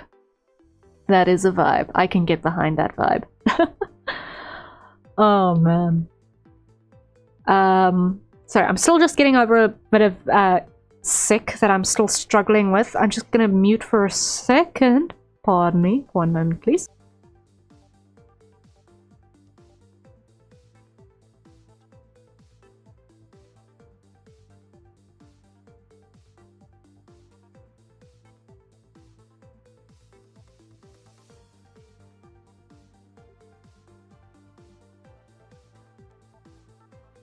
Alright, thank you so much for the hydrate and for the stretch, J Sizzle. Thank you, thank you, thank you, thank you, thank you. So everyone, courtesy of J Sizzle the Great, acquire your nearest safe for consumption beverages, and let's take a sip.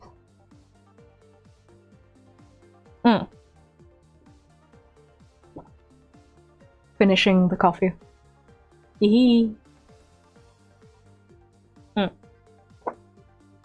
That was necessary. That was so necessary. Thank you, thank you, thank you. Okay.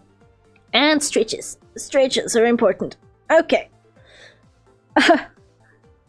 Fight me semi-respectfully? Okay. Yeah. Well, that would be fun. How would the chef fight? How would the chef fight? We'll have to do that one time.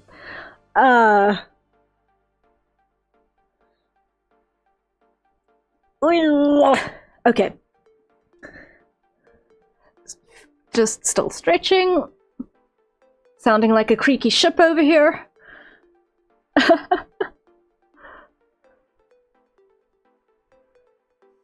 That is good. All good. Alright. So yeah, we'll be doing another batch next week. Hopefully I'll be able to start earlier and then we'll be able to get through more of them. And then finally catch up from last year, and then it will be an open tag where you can submit your character designs using the hashtag reanalysis and that'll be either on X or on Blue Sky or in the Discord channel that I'm going to make now at the end of stream. Or in the YouTube community tab, which I've just opened up recently as well. So those are all options. Those are all options. She'd beat me up with a brisket. She beat you up with a lemon.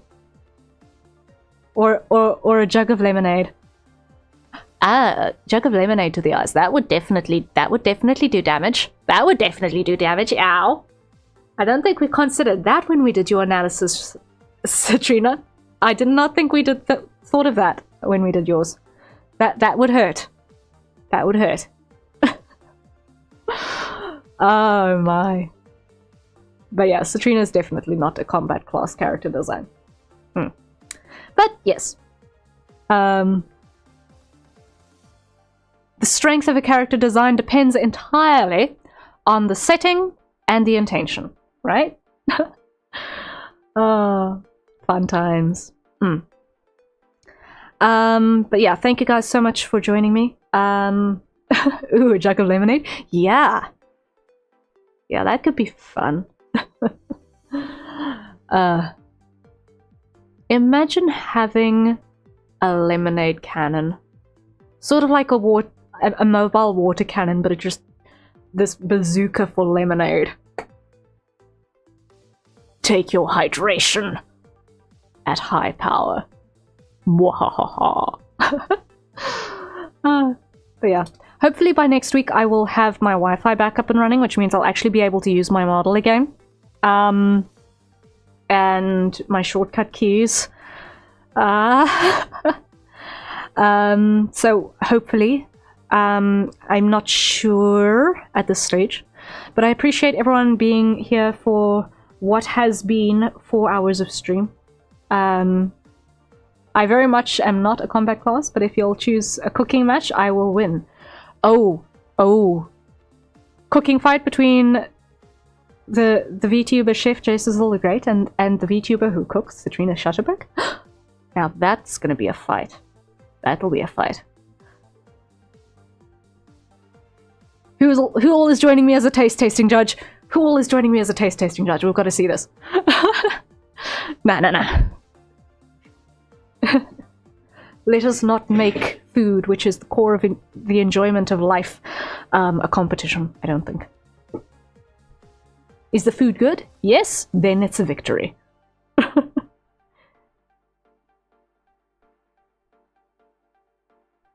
I think that is really fun. But yeah.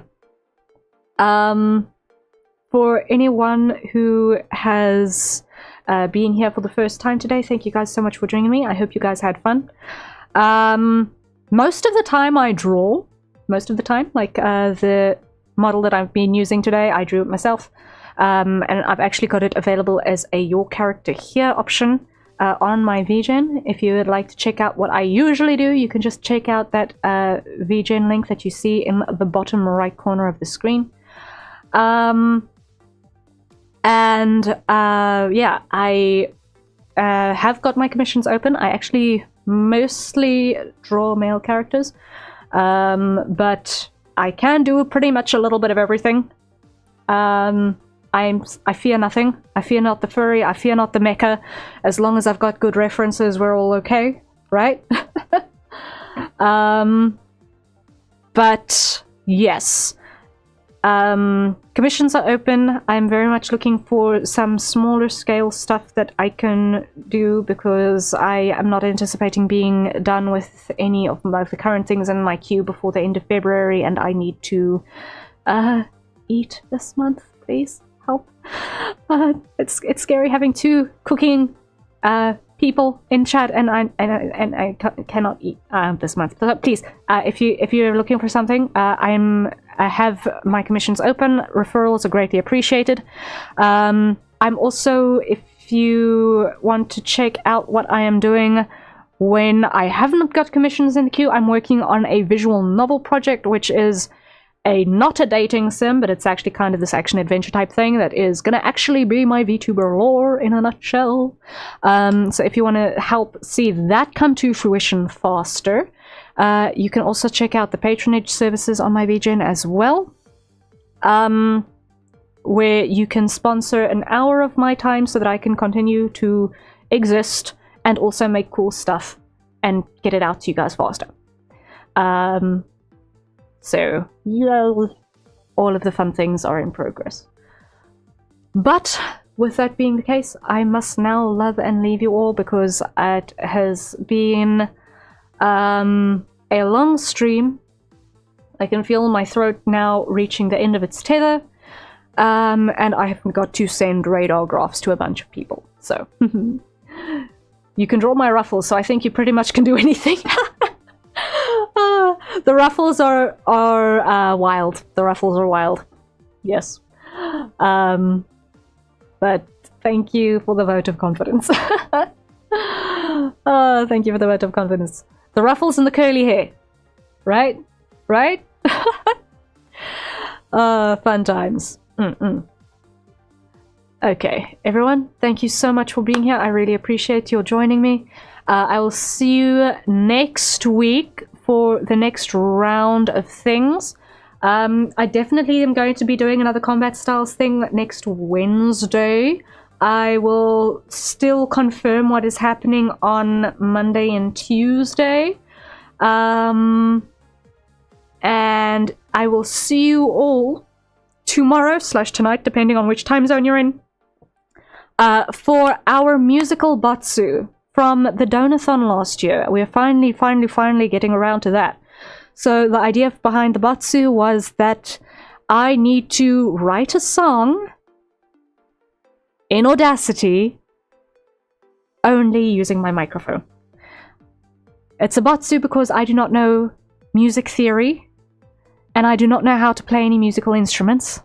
So it is gonna be a lot of recording, figuring things out, pain. It's probably going to take multiple sessions to get the thing right. But it's gonna be funny. We'll see if we'll see if we get something marginally usable out the end of it. Or if we are going to encounter a scenario where we're going to say, okay guys, we have endured the pain, and much like Jump King, we're now going to give up. We will see. We will see. A batsu is a batsu for a reason, right? Hopefully it'll turn out to not be as bad as I hope. I hope it'll turn out to be not as bad as I think it's gonna be, but you never know. You never know. So we're gonna try things out, see what happens. I'm excited for that. Yeah. So that's gonna start in European time zone. So at 1930 hours UTC tomorrow. That is when we're gonna start. And it's gonna be about 2 hours for that. So I look forward to that. See you then. Rest well when you get to it. Thank you so much again for joining me. And until next time, cheery bye.